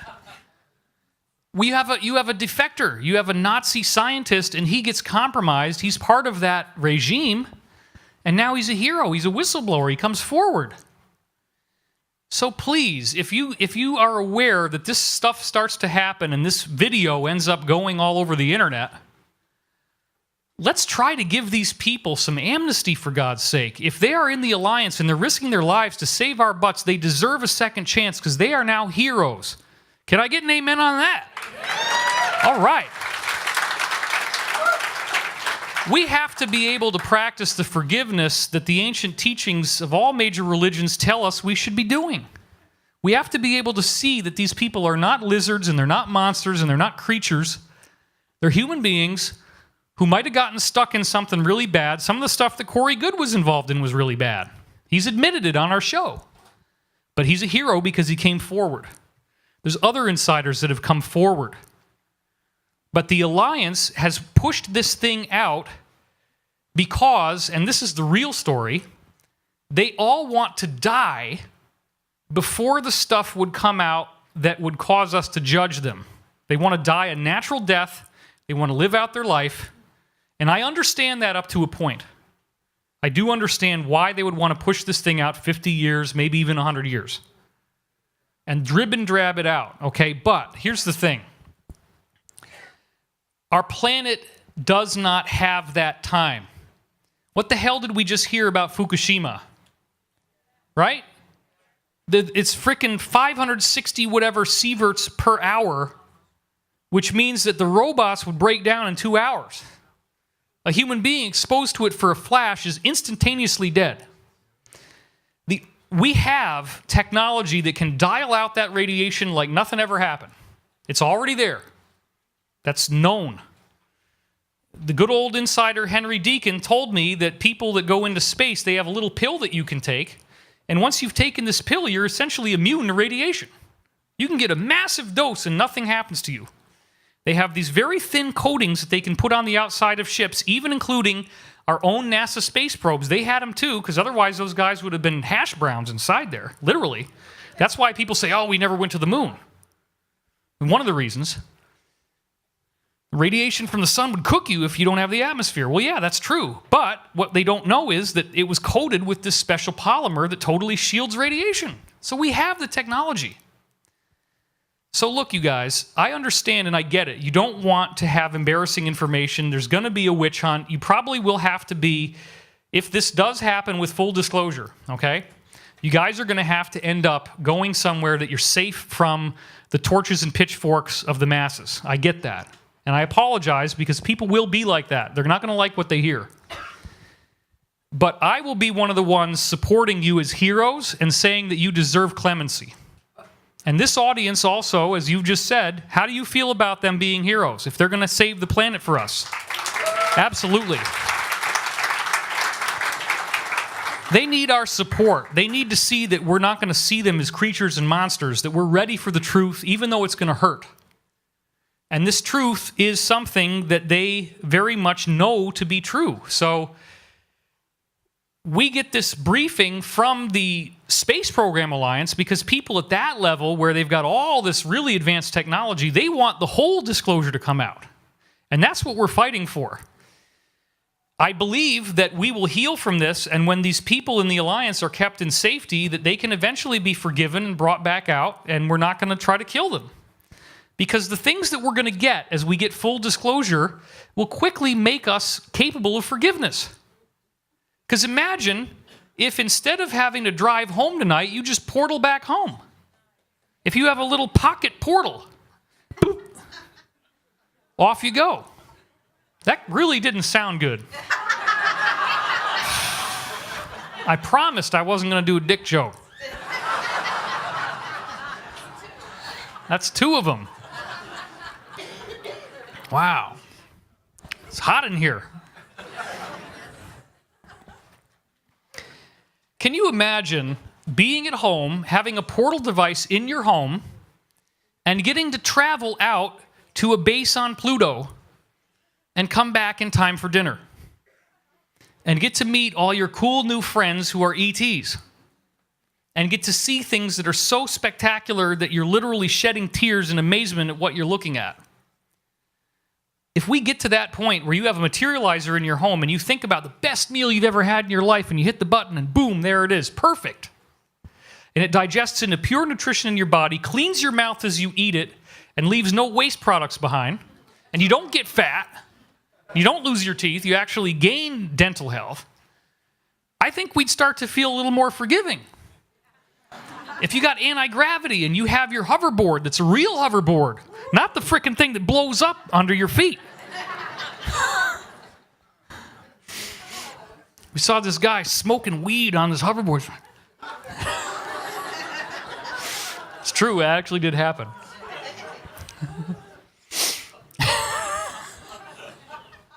Gotta have fun with this, right? It's really hot in here, so we'll try not to touch my nose. Remember the other videos where I'm always doing this all the time? It itches, but I'm not touching it.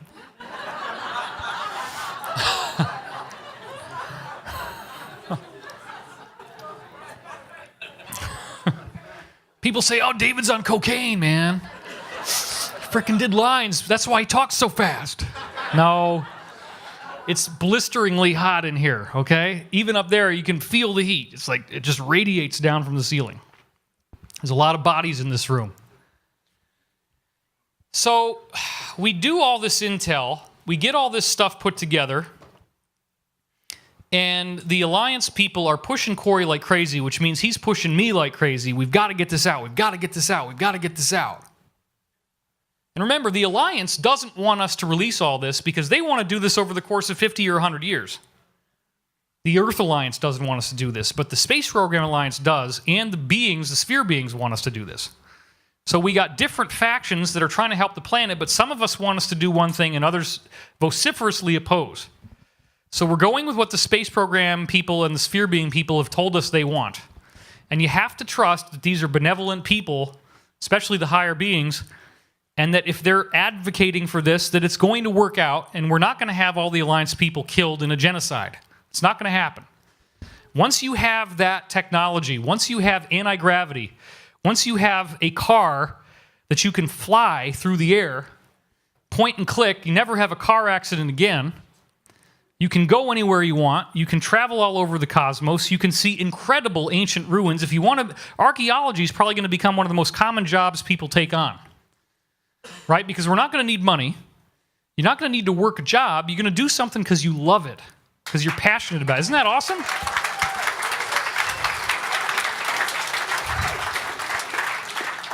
I would definitely get my ass to Mars.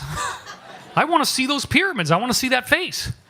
I'm going to put on my spelunking hat with a little light on it and a pick, and I'm going to be in there frickin' looking for stuff. There's entire areas inside the Earth of ancient cities that they've barely even explored because they don't have the staff. With all this technology just sitting around waiting for us to look at. They need the numbers, they need the population of people who are going to be proactive enough to want to investigate this stuff. That's a good thing. The way that society will change is so dramatic we can barely even imagine. And how exciting it is for me to be standing on this stage with you tonight, disclosing what may be the very last stages before we finally get the truth.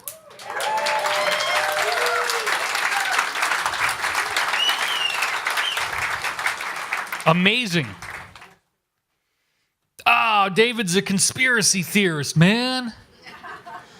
Nothing's ever going to happen. He's just lying. He's just trying to sell books. Yeah, right. Like, selling books makes a lot of money. The publishing industry is basically dead. I still do it because I want to get information out, but it's basically, when you add up the hours that it takes, it's almost not much more than minimum wage, really, honestly. And I'm one of the top-selling authors, so anybody else who's writing a book, please help them buy their book because they need it, okay? It's like nobody makes money writing books anymore. It's almost a dead art.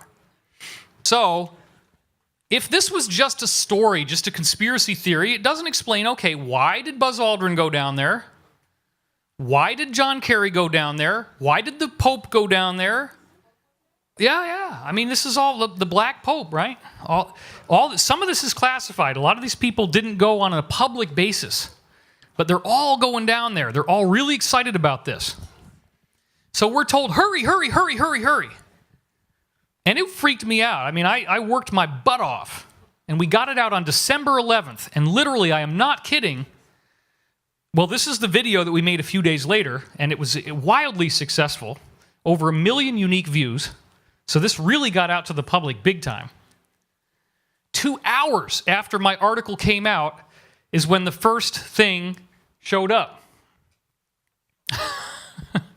And, big plug here, if you go to dwilcock.com, the actual mixed and mastered MP3 of Endgame is available. You just put your email address in. It's free. You can listen to it in the car.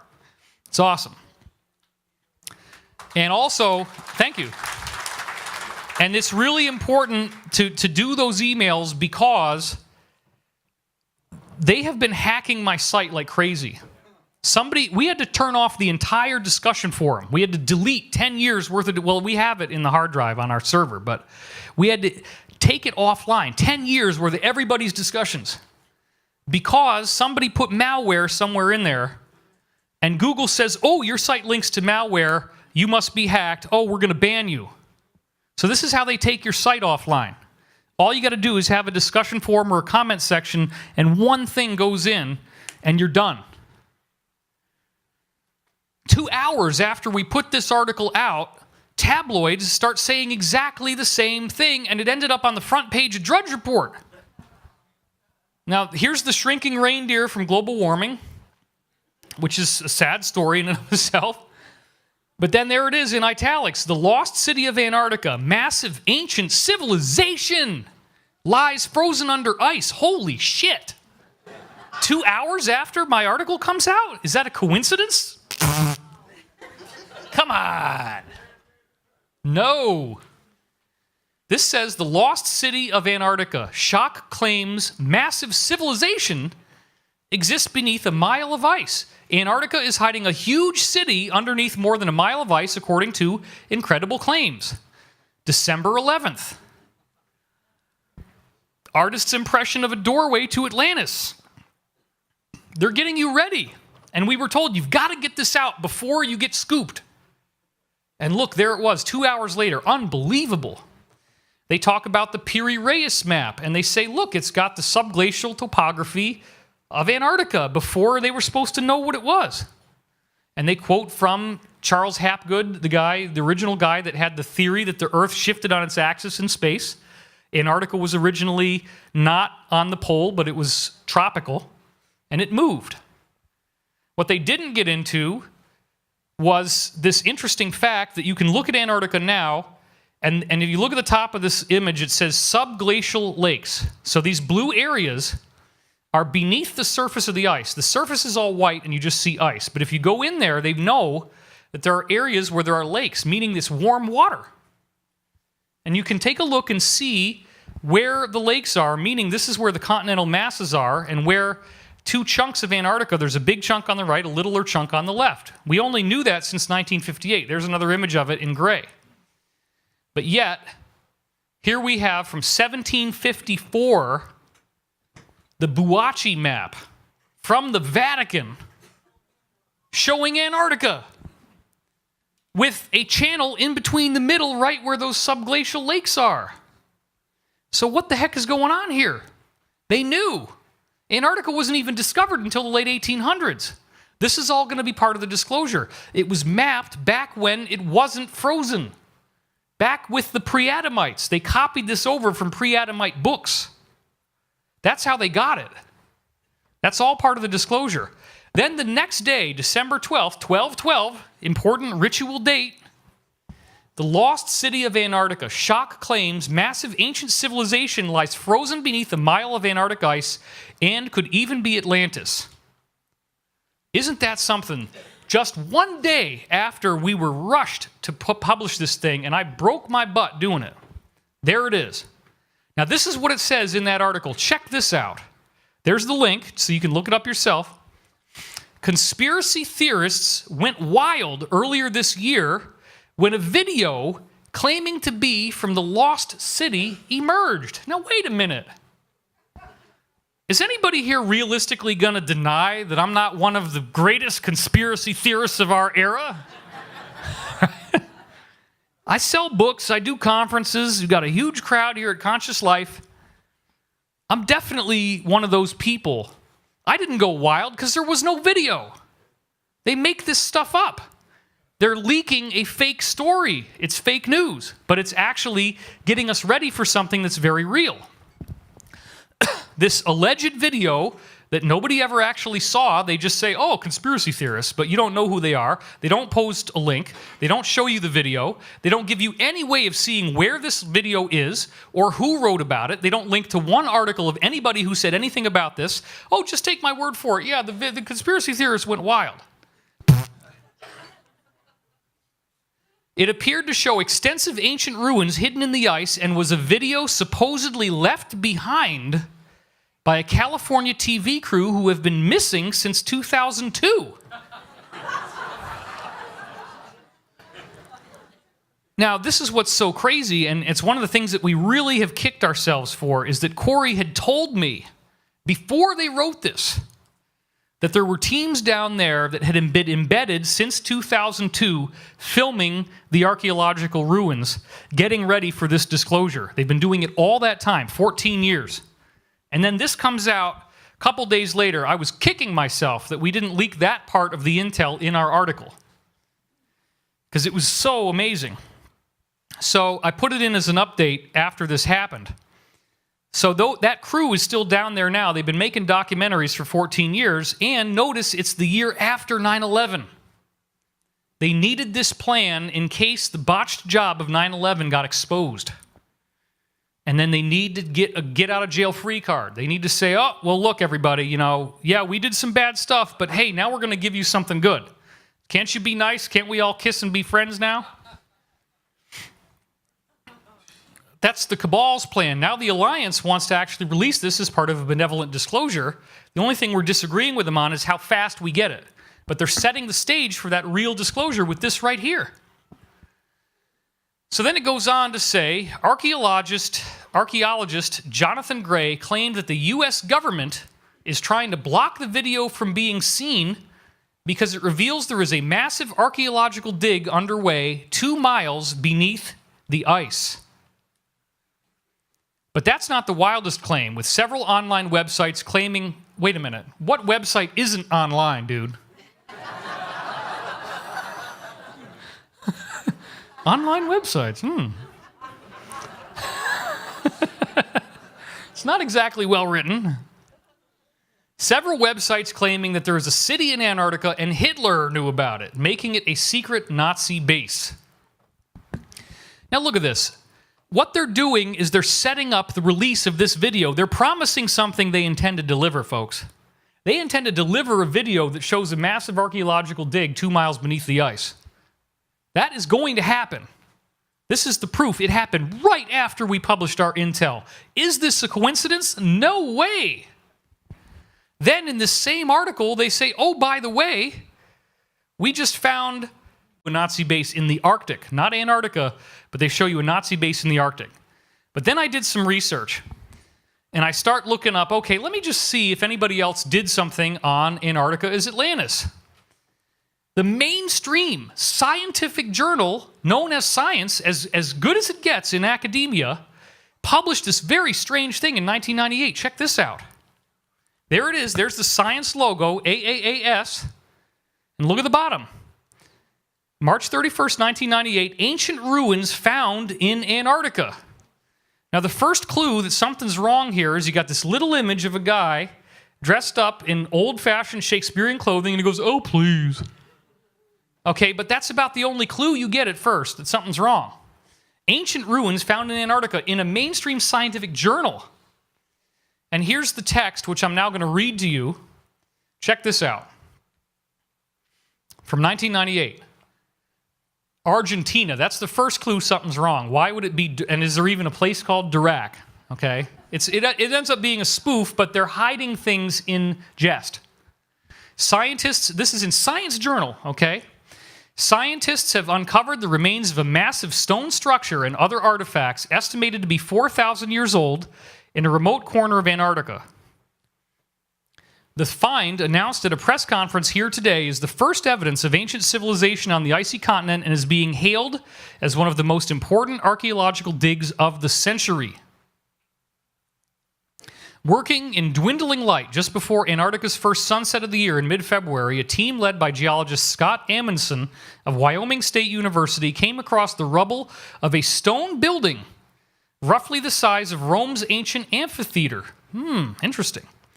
One of my students tripped over a squat pentagonal block while we were hiking up near Doubleday Glacier, Amundsen says. And in fact, the briefings are saying that the melting of the ice in Antarctica is causing these buildings to poke out now. This is actually real. All the stuff they're telling you here is true. And they're preparing you for the disclosure that they might have done right after 9/11 if they needed it, which is why they sent those guys down in 2002. This was setting that up back in 1998, 4 years in advance. They knew what they were going to find. Doubleday, the glacier, has been receding at an estimated 3 meters per year for the last century, and the last geologic expeditions that they are going to talk about visited it in the 1920s. Previous researchers could have easily missed it, Amundsen says, because there wasn't very many of them. The team worked deep into March, well after the normal end of the field season. So far, the researchers have uncovered the foundations of a massive columned structure that may have stood as high as 30 meters, says group member Harvey Sampson, who last year had proved by DNA analysis that Piltdown Man was not an elaborate hoax, but in fact the skeleton of the murdered St. Nicholas, the last Russian Tsar. Science Now, April 1st. 1997. April 1st, April Fool. They loft the big middle finger. And it goes on, and they say all kinds of stupid, crazy stuff then. It's all joking, ha, ha, ha, ha, ha.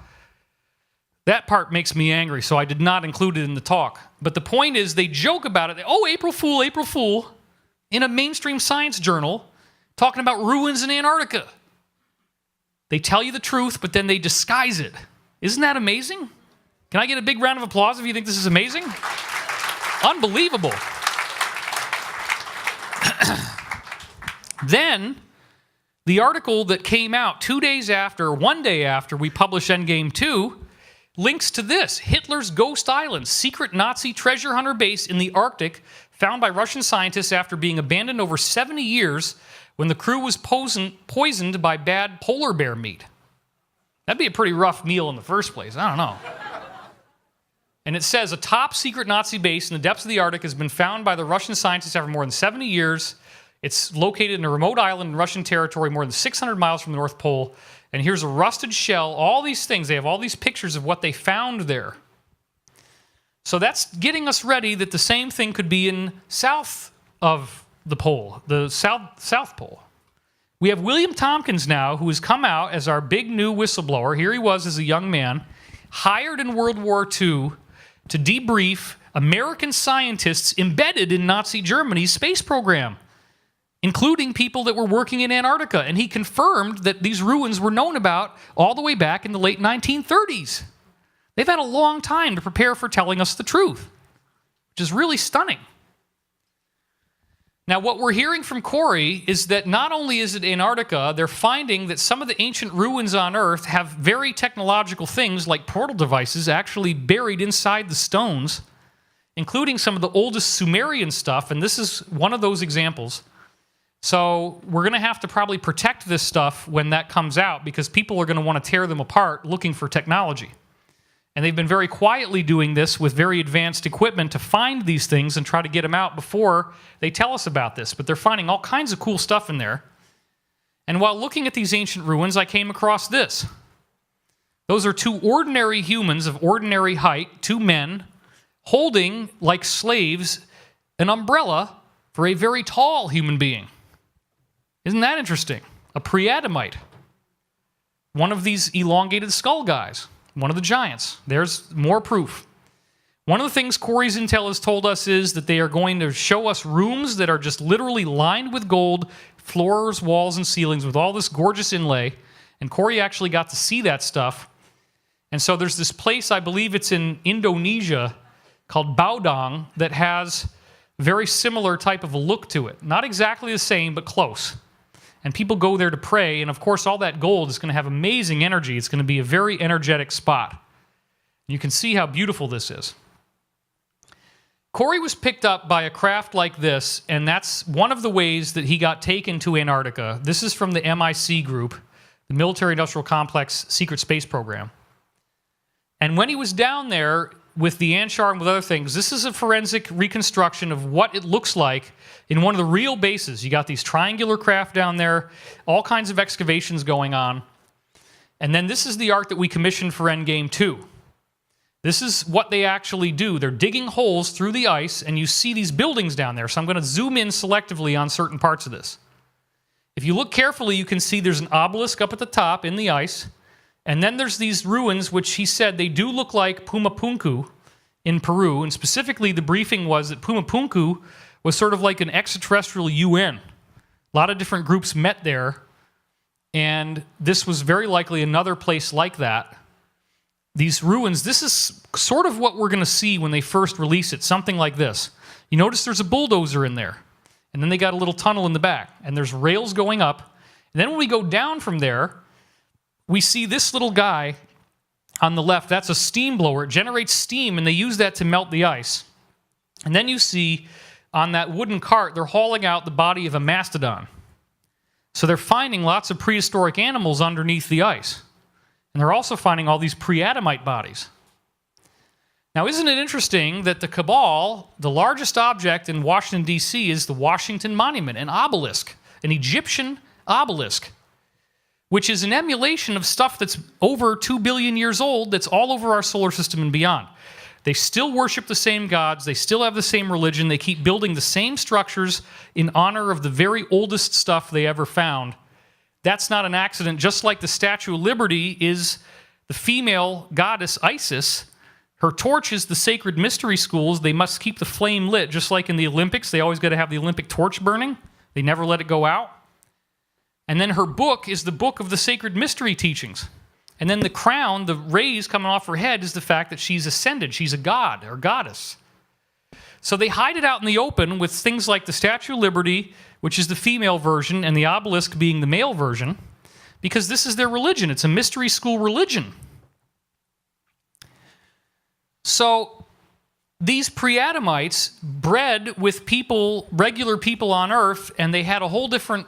There were different types of hybrids they made, and some of the hybrids were human-size height, but retained the elongated skulls and had less hair. And this includes Egyptian pharaohs. This is Akhenaten and Nefertiti's daughter, Meritaten. Notice she has no hair and a very elongated skull. I've talked about this extensively. There's the family of Akhenaten and Nefertiti and their kids with all the pre-Adamite features. They were the survivors of this catastrophe after Atlantis. They didn't all die. Some of them lived in Europe and Asia. Some of them lived in the Americas. They didn't actually form back into contact with each other until approximately the 1600s or 1700s, based on ships that crossed the Atlantic. But they went into hiding. They were the gods in Mesoamerica as well, and then when the conquerors came, they fled into the jungles and underground bases they still had, and they hid out. And then they eventually migrated back over to Europe, and they all pretty much now seem to be living in the Vatican, but they still have warring factions. The beings that have been found under the ice are mummified. This is actually a real mummy. Not one of the pre-Adamites, obviously, but this is kind of what you're going to see that they look like. And this is Pompeii. And so Pompeii, of course, is where volcanic gases of very high temperature flash burned everybody, and they immediately died, and their images were captured in the ash. And so this is real people that were captured that way, and so they're calling this Pompeii under ice. One of the crazy things, now this is a sculpture, okay, it's not real, but they find all kinds of chimeras, half human, half animal hybrids, which is exactly what Edgar Cayce's readings said the Atlanteans were doing, and is part of what made them wicked and caused the flood, is you're not supposed to do this. They were hybridizing human DNA with animals, and then they were creating these slaves that they used for work. And they were treated very, very badly. So some of them had a bull, the centaur. Yeah, it's funny, yeah. I mean, I put that in to make you laugh, but the point is, why do we have all these records of this stuff? Because people saw them. They were real. They all died out eventually. But for a time, these beings did exist. So we still have the records of them. When you actually go into the real stuff deep underground, this is the kind of things you see. These gorgeous pillars with light all up and down. And one of the things from Corey's briefing was that one of the plans that they have for partial disclosure is that they will tell us about ETs. And the first group they were planning on telling us about is called the Tall Whites. And this is what they look like right here. Charles Hall is the whistleblower who's gotten into this. Now, they were hoping, this is more the cabal groups, hoping that they could introduce us to these guys, force us to learn a brand new language, that's the Tall White language, and force us to learn their religion, and then basically worship them as our gods. Good luck with that.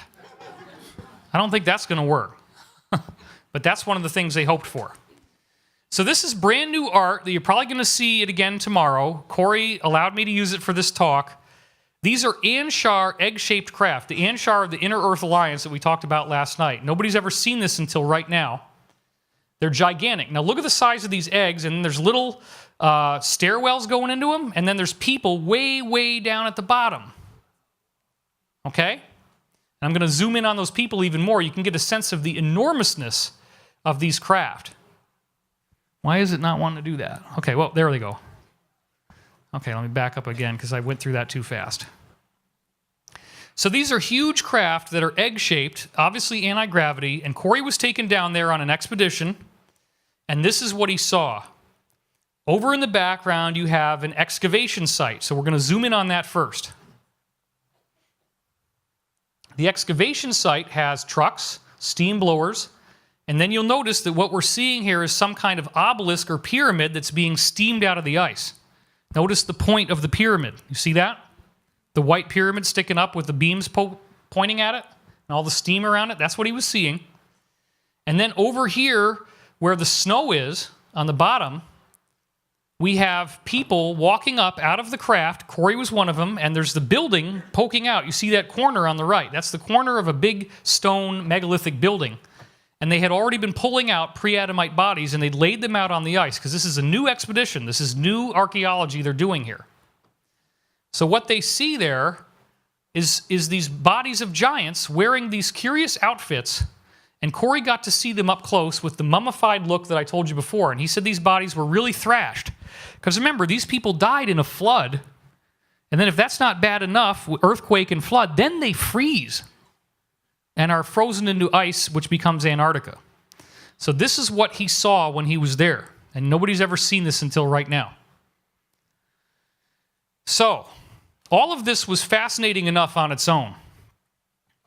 And then I called up Pete Peterson, and I had a dialogue with him on the phone about what Corey had told me, but I didn't really want to tell him anything. I just said, what do you know about anything interesting going on in Antarctica? And boy, oh boy, did that open up the bottle, uncork the bottle, and pour up a nice big drink. Holy smokes. So, the first thing that he told me when he started the briefing dealt with 15,000 human bodies. And this is a morbid but true thing that I'm authorized to tell you. Not really sure why, but let me get this pointer out of the way here. Put that down there. He was told that he was called and asked what to do for 15,000 dead bodies, and explained that they were casualties suffered after the Alliance was going after underground bases. So what this means is that the Alliance is to try to save the planet, to try to stop these people from trying to kill everybody with nukes or viruses or economic collapse or any of the things they're trying to do. The Alliance has been on an industrial scale getting everybody in these underground bases to either surrender or be wiped out. And some of them are getting wiped out. And so they call Pete up and they say, hey, Pete, you're the expert. We got 15,000 dead bodies. What should we do with them to get rid of them? And you got to understand, military guys can joke about stuff like this. So what he told me was that they've called in the Canadian Marines for some of these bases, and they've run through half a trailer of ammunition. So there's a big shooting war going on. This is the World War III. It's just all happening in these places we're not supposed to know about. It's going on right now. That's a great deal of damage. Half a trailer of ammunition is a ton of ammunition. It is set up so that individual soldiers do not know whether they fired real rounds or blanks. And he said this was also done in World War II to reduce psychological impact. Now, I've heard people think this is not true. Then he told them, okay, get an LST boat. It's a military boat. You can fit 120 Abrams tanks in one of these LST boats. So it's very large. Let me get this thing out of the way. 500 troops can fit in one of the boats. And you can sail the bodies out to sea, fit them up with concrete galoshes, and feed the sharks. So that was his brilliant idea about how to get rid of 15,000 bodies. So this is how the briefing starts. You can see we're already like really in the ozone layer here. Very strange stuff. And again, it's morbid, but this is a real war.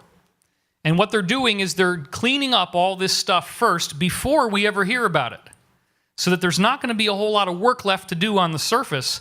And by the time we actually get disclosure, they've already solved most of the problems and the war has been won. Isn't that interesting? And that's a good thing. That's a good thing, because what that means is the rumors that we've heard over the years about the destruction of underground bases is true, and that it's now gotten to the point where the cabal is almost completely gone. There's just a few little remnants left, and they're being wiped out as we speak. It's amazing.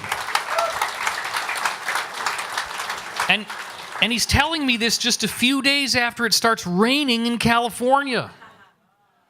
And it's eliminated our drought. That's the Alliance too. I've been telling everybody that I know online and my friends, when we see it rain in California for days at a time, that's when we know the cabal's been defeated. And that's what's happening. It's fantastic. So he said that's been happening. This is Corey's confirmation. He said that people have been locking, this is what Corey said after I told him what Pete told me, people have been locking themselves inside these protected underground facilities. The Alliance is cutting through the doors with blowtorches. They're arresting people and removing them off the premises, but if they resist violently, then a shooting war results. And Marine expeditionary forces are clearing out the bases. One of the problems that happened, according to Pete and Corey, is that some of these Marines were not vetted out on extraterrestrials. And they go into these underground bases and they see 8-foot or even 10-foot, 12-foot tall reptilian, demonic-looking beings fighting against them with guns. And the psychological shock has been huge. So there's a lot of these soldiers that are now in counseling because they were shocked to see these non-human Dracos.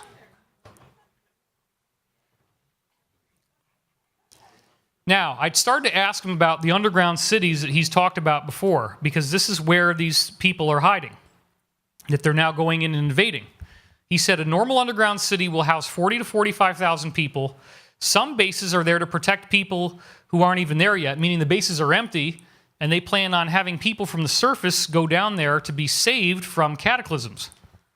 He said that they've got this Mount Timpanogos underground base where they've already set up his apartment. They're trying to get him to go down there, but he stays on the surface. They insisted that he have one 8 months ago. This was in January. And what they're planning on doing at some point is saying, hello, folks, guess what? The sun is changing.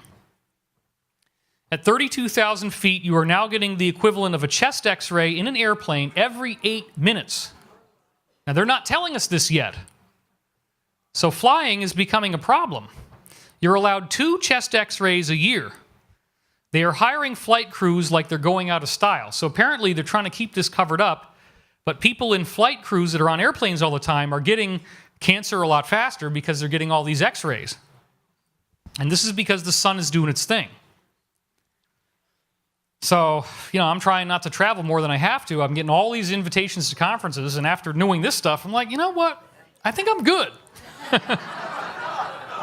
Take my little 2-hour flight to Boulder, and I'm happy. Once in a while. And it's a kind of a lower altitude flight anyway, so that's even better. They're trying to fly at lower altitudes now to prevent this from being worse. Now, I asked him a question. Benjamin Fulford recently reported that all of the U.S. aircraft carriers have been brought back into port at the same time. And he said, yes, that's true. This is happening in Portsmouth, Newport News, Savannah, North Carolina, Camp Lejeune. I don't know how to spell that, but that's phonetic. Lejeune, okay. Camp Lejeune, small bases in Alaska, San Francisco, Long Beach, which is down here below L.A. All the ships are in. A lot of them were out because of what is going on in the Middle East right now, this war with the Alliance versus the Cabal and ISIS, which is the Cabal's cutout army. It takes 6 months of 24-hour-a-day work to replenish a full aircraft carrier. You can house 7,000 people on these carriers, and there are 2 new ones now that can hold 12,000. You have to fly the planes in to these aircraft carriers from military bases, then they have to land on the carrier. You don't roll them in, you fly them in. The reason that these carriers are all being called in now is to load on weapons that we've never admitted to, and that they weren't going to tell us about these weapons for the next 100 years. But disclosure is moving forward so fast now that they're actually going to tell us about this much sooner. You see now why I wanted to leak all this intel for the first time right here on stage with the security guard? Okay? This is very sensitive intel, and you guys are the very first people to ever hear this.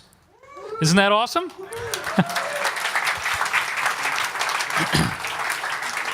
So he said this was January 12th, and he said last night Maurice Cotterell was on coast and admitted that he was aware of 3-mile-long flying aircraft carriers, just like the ones we see in the Avengers and in Captain America. And he said they just finished the R&D on these flying aircraft carriers, and in order to service them, because they're in the sky, they used F-22s and F-35 airplanes. So they're flying these airplanes up to these aircraft carriers that are cloaked, and they're getting ready to tell us about that stuff too, because they built new ones. The F-22s and F-35s have had so many runs in order to properly do the work that's needed to go up and down from these things that now the planes are already wearing out, even though they were brand new when they started. So this is a huge effort that's being made. Now, what are they going to have? They're going to announce weapon systems that shoot laser solitons. The laser soliton will travel forever until it hits something solid, and this is part of the technology they need to actually take down Draco ships, which now the Earth Alliance has. The soliton can go through an 8-foot hull and penetrate directly into nuclear warhead racks. They can get rid of anything. They can shoot it down into the ground, take care of anything they need to take care of. They have things that will take aircraft out of the air. Russia has a nasty plane now, and he thought it was called the S-23. This is all part of the briefing, and it goes on. Finally, I get to the subject. Do you know anything about ancient ruins being discovered in Antarctica? And I didn't say anything else. Now, he doesn't go online. He didn't see my website. He didn't know that I had leaked anything about this. This was totally original. And he says, everybody's been there. Obama, Trump. Whoa. He let that one go. Buzz Aldrin. How did Buzz get altitude sickness, he asks me. I heard he said, holy shit, 7 times before he reached an altitude of 200,000 feet. 200,000 feet. Yeah, that's way outside the Earth. Because the acceleration is so fast, he'd never seen anything like it, and they had a window for him, so he flipped out. They went around the moon, saw the back of the moon, and then he saw all this stuff on the back of the moon, all these civilizations, and it totally tripped him out. Then they come back towards the Earth, and they go around one of these floating space station aircraft carriers I was just telling you about, and then they tip the wings. The plane goes like this, whoop, and it shows it's like a hello to the aircraft carrier. Gave him a wing wave. So this is what ended up leading to him having a heart attack. Obama was told you too can go through a leaf grinder if you say a word, even if you breathe it at night while you're asleep. And they talk to Obama like this all the time. It's really sad. The president does not get a lot of respect, to say the least. And this is where it's funny. And this is what he said, take it for what you will. He said, that's the real Obama and not one of the stand-ins. The real Obama has been locked up for almost 6 months now. Yeah, isn't that weird? And this gets into the idea of potentially cloning people, and that you can have clones that are programmed to be like the original or lookalikes. We don't really... There's different ways they can do this. I don't know if this is true, but, I just listened to him, and I'm telling you what he said. So you can take it for what you will. Now, he talks about the craft.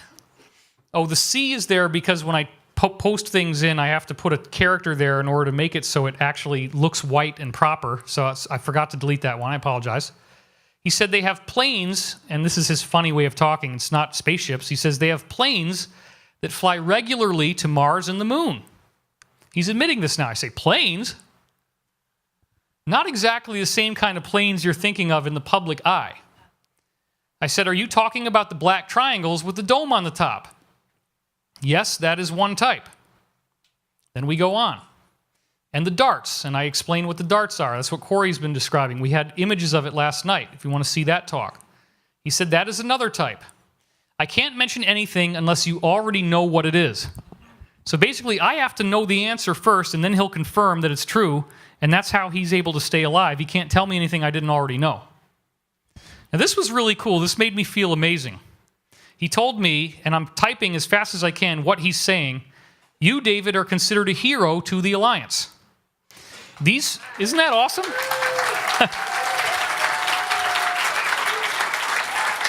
And for God's sake, let me drink some water here.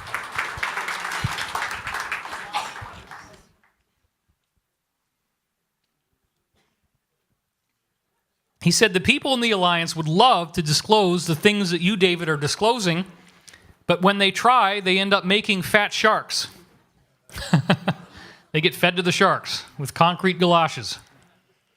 So they love the fact that I'm out there. He said, David, there are so many people who wish they could be on this stage. Well, let's say he was here now. So many people that would wish they could be on this stage tonight doing the presentation that I'm doing for you right now.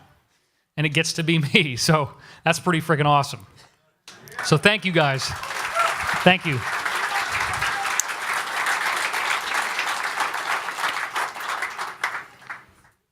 Okay, let's go on. So let's get back to this thing about the aircraft carriers. What exactly are they loading onto these ships? He said they have weapon systems that weren't set to be disclosed for 100 years. That's what they're loading in carriers and airplanes. Is it stuff that will look like flying drones but full-sized? And I, of course, he's not going to tell me unless I already have the answer. Corey had already told me this. He didn't know that. And he totally confirmed it. He said yes.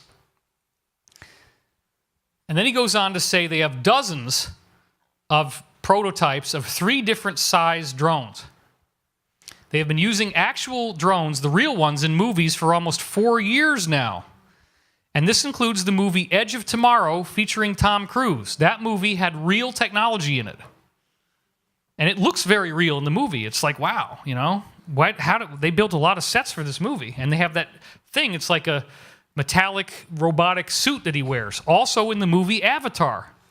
So the movie Avatar is not fiction. It's disclosing the space program, going to other planets and mining, and having indigenous populations that they then wipe out in order to get the materials they need. That movie is true, and the technology in it is true. And he said to me, sometimes they run out of money on these film budgets, and instead of trying to build the thing, they just haul in one of the real ones from an underground base and film it. It's crazy. Those were real units. So this is something Corey sent me. It's got actually 8 propellers on it, 4 on the top, 4 on the bottom. It is a powered drone. And so one of the things that Corey's disclosure has said is that they are planning on releasing these craft to the public eye soon.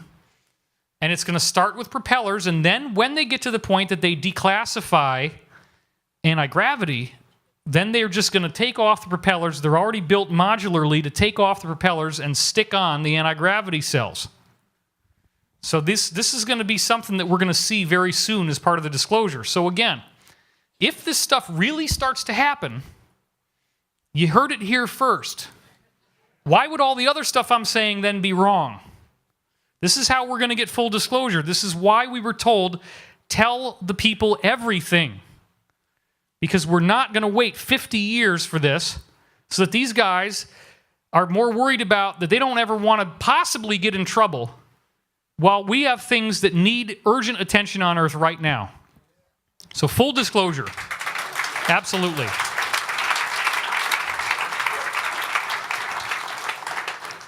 And the briefing goes on. He starts to describe these 3 different craft and other things. He said, we have an airplane. Well, that's what he likes to call it. There's an airplane that flies up to 200,000 feet at a speed of Mach 12 or 14. That's what actually caused Buzz Aldrin to say holy shit 7 times. It doesn't require any fueling. Most of these craft go and hide behind a bigger craft, meaning like a space station. These space stations, or platforms as he calls them, are camouflaged from outer space at the bottom. So you can't see them from the surface of the Earth. And this is how he describes it works. Stars move across these craft at night at random and different brightnesses. It looks like there are clouds in the sky below these craft from virtually every angle you could see on the entire surface of the Earth. Let's say that the space station is a disk that's half a mile in diameter. They make a cloud beneath it that's 5 miles in diameter, and they also back project on it what it looks like behind the craft. And these technologies work 24 hours a day, 7 days a week. So there's all this stuff in the sky right now, back projecting holographic images of the stars behind them, and you either see that or you see the cloud. And they're already there. They're just getting ready to turn off the cloaking and show us what they got. Isn't that going to be crazy? It's amazing stuff. Cloaking is very widely used. Then we get into Antarctica and beings. This is where it gets really interesting. Have you heard anything about giant pre-Adamite bodies being found in the Antarctic ice, complete with elongated skulls? This is a very loaded question, but I want to see what he's going to say when I throw this at him. Yes. And then he goes on to say, not only did they find dead ones, but they found living ones that are in stasis chambers. And these are new excavations. They estimate the stasis beings have been there for at least 800,000 years that we know of. Now, he had written all this down. He has diabetic neuropathy, and he doesn't always remember dates very well, and his handwriting isn't necessarily readable to himself. And this was a briefing. He was writing things down as fast as he could, and they said to him, we want you to tell David this stuff so I can share it with you. Isn't that cool? So it appears that his 5 looks like an 8, because later on I said, is it possible that it was 500,000 years? He said, yeah, because, I wrote it in a funny way, and they told me so much stuff I couldn't remember everything. They wanted me to get this to you. I've done that. But I'm just telling you exactly how he said it at first. So this does appear to be 500,000 years ago. Now that's freaking crazy, because what that means is that some of the people from the original Mars civilization, all the way back 500,000 years ago, put themselves in stasis chambers that work so well that some of the surviving 500,000-year-old stasis chambers are still there in Antarctica inside these ships that crashed. And then I tell Corey, and he's like, you weren't supposed to know that. He was shocked. Well, guess what, dude? Pete's people are telling me that they want me to know that. Your people are telling me, oh, don't tell David. Well, there's 2 different factions. Not everybody's apparently coordinating on this. They were hiding from the Anunnaki as well as other people. The Anunnaki here, he's referring to Draco reptilians, of course. As Anunnaki just means extraterrestrial, there's different types. So then, this is where it gets really amazing. Corey had not leaked this to me. They found a gigantic mothership under the ice with a new satellite that uses a lower-than-infrared imaging system. They found a man-made object, without any question, buried 3 miles below the surface. It was about 30 miles in diameter and looked like a craft. Now, this is where he gets really interesting. How did they get down to this craft? Now that they find it, and it fairly was recently, apparently, that they found it. How did they get down there? He said they made some things that shot large plastic bags of water down that 3-mile chute as they dig the chute, and then they flash boil it with microwaves, and they eliminate the first 40 feet of ice on top of these things of snow. So in other words, the bag gets dropped, they have very high-powered microwaves, they hit the bag with the waves, suddenly it turns into steam, and the steam evaporates the ice, and that's how they dig down to the craft.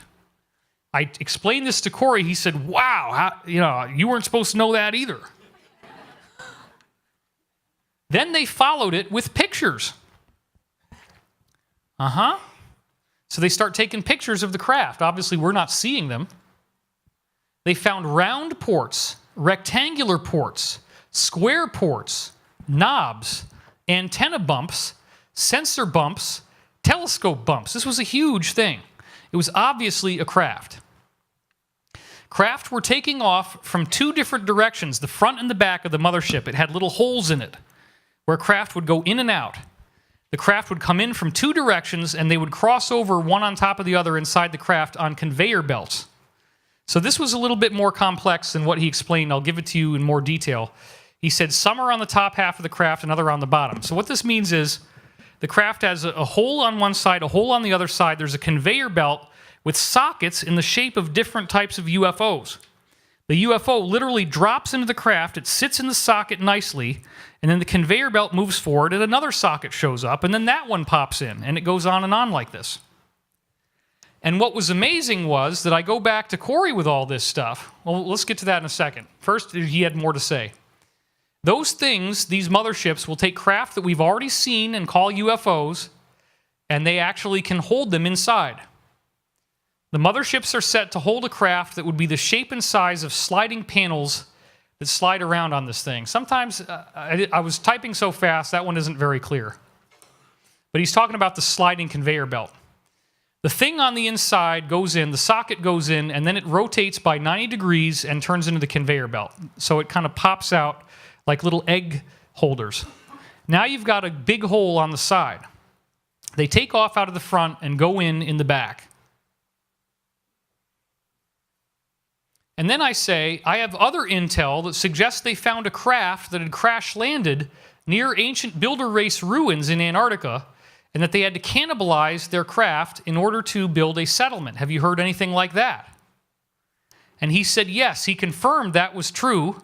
And then he said they also found an active city of 35 to 40,000 people who were still alive inside those craft after all this time, still living in there. Isn't that crazy? That was the big thing everyone went down to look at, and they wanted to meet some of these new people. We apparently are revered by them. Corey then confirmed this was true, but said that they actually are afraid of us because of our warlike nature. They consider us to be the relatives of their great-great 800,000-year-old ancestors, which again, he had the number wrong, it's 500,000 years old. But we are like long-distant cousins, and so they see us as their long-lost family, and they're very excited about that. Everything we have in still orbit, meaning all the classified space stations and stuff, is now hanging over Antarctica and looking to the other side to look for all these artifacts, because now it's like fully active. This wasn't known about before. It's fairly new. So, Corey then, I go to him and I say, Corey, did you hear about a 30-mile wide mothership? And he said, yes. And then he tells me that actually there was 3 of them that have been discovered. And the code names for these ships, believe it or not, are the Nina, the Pinta, and the Santa Maria. It's the original remnant of the fallen angels, the Luciferian people, the pre-Adamites. They're tall with elongated skulls that turned into what we now call the Illuminati, that are actually still running the planet, or they were up until this alliance thing happened.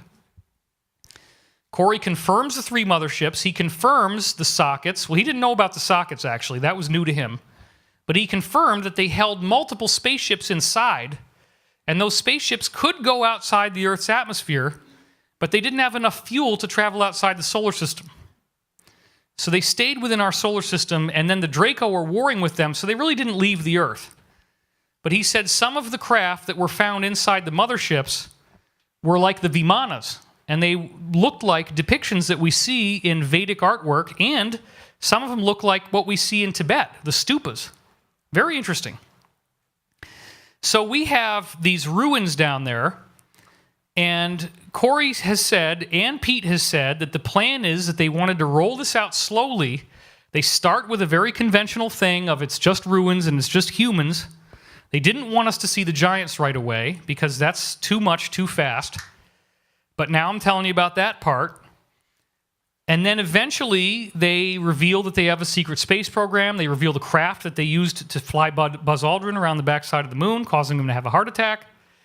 Then they say, oh, isn't it interesting? We found ruins like this also on Mars and on the moon. They look very similar, which I showed you pictures of already. Then they're opening it up to full disclosure, and at some point we start finding out about ETs. And the reason why they're doing this is that this is the cosmic history of the Illuminati. This is what they believe to be their lineage, that they came from the exploded planet and from Mars and from Saturn. That's why it's called the Cult of Saturn or Kronos. And they use the Saturn logo all over the place. The Rolling Stones have that album, Their Satanic Majesty's Request. Yes, that was the title.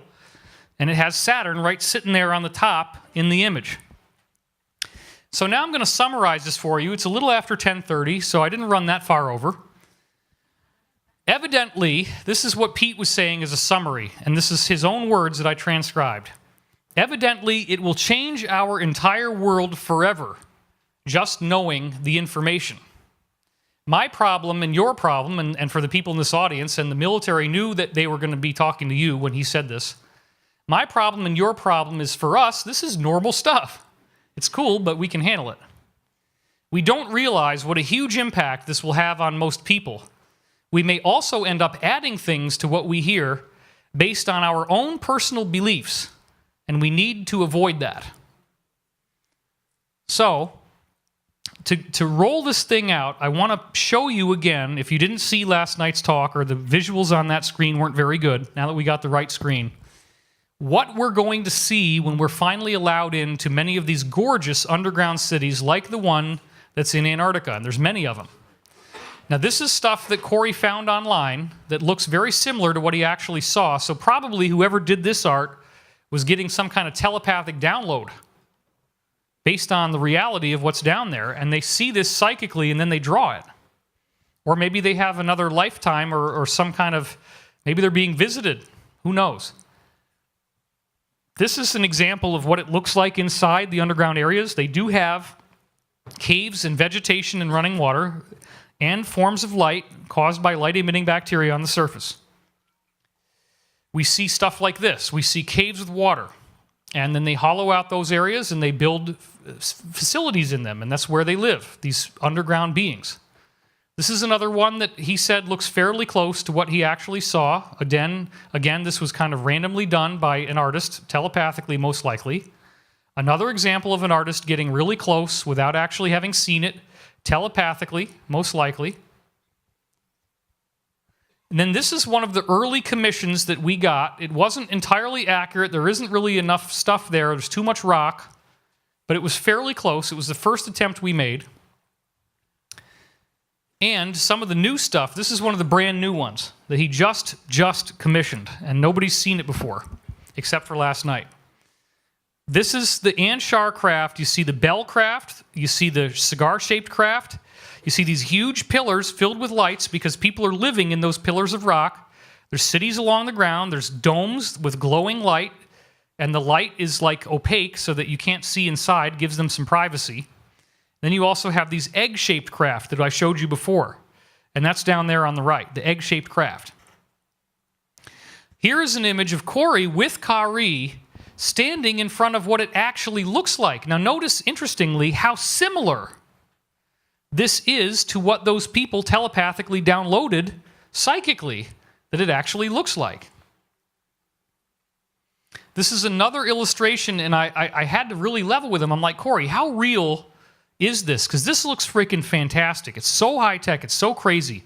All these domes with all these lights on them. There must be millions of people living in there. He said, yes. This is a very close rendition of what I actually saw, and it's incredibly vast, and there are millions of people living down there already, and there's room for many more in certain areas that they've made for us, because there are going to be problems with the sun that will require us to relocate. And so it's kind of like Santa Claus, right? He's got the naughty list and he's got the good list. And you really probably want to be on the good list, because if you're on the surface of the earth, it may not be very nice, to say the least. It could be another Atlantean kind of thing. So this is all part of this ascension idea. I believe Corey is a harbinger. It's not stuff that's only happening to him. You're not only seeing this on Cosmic Disclosure, and boy, I wish whatever was happening to Corey would happen to me. No, this is going to become our reality. We're going to get tours of these places. Maybe not where all the Anshar are, but they have other ones that will look very cool that we'll be able to go to. And so, what I'm concluding with now is a statement that we are on the threshold of potentially some of the most amazing releases of knowledge in the entire recorded history of humanity. This type of a disclosure is as significant as the advent of someone like Jesus coming on earth, if he actually did, in fact, do the things that the Bible says that he did. It's as significant as what happened to Muhammad, if you believe what's in the Quran.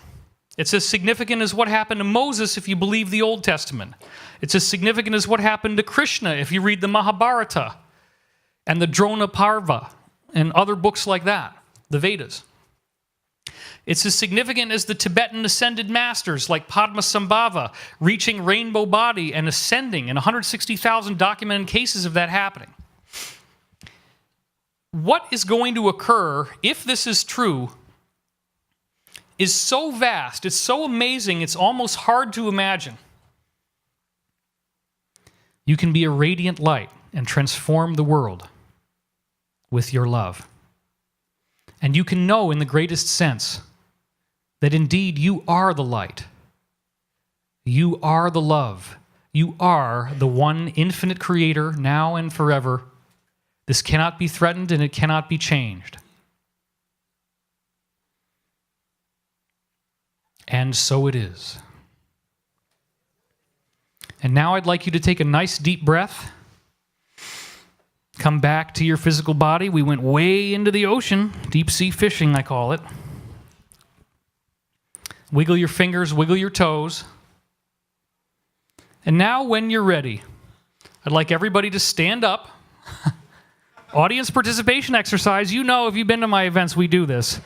Whatever's appropriate, share the love. Give your neighbor a handshake or a hug. Don't keep it all locked up inside.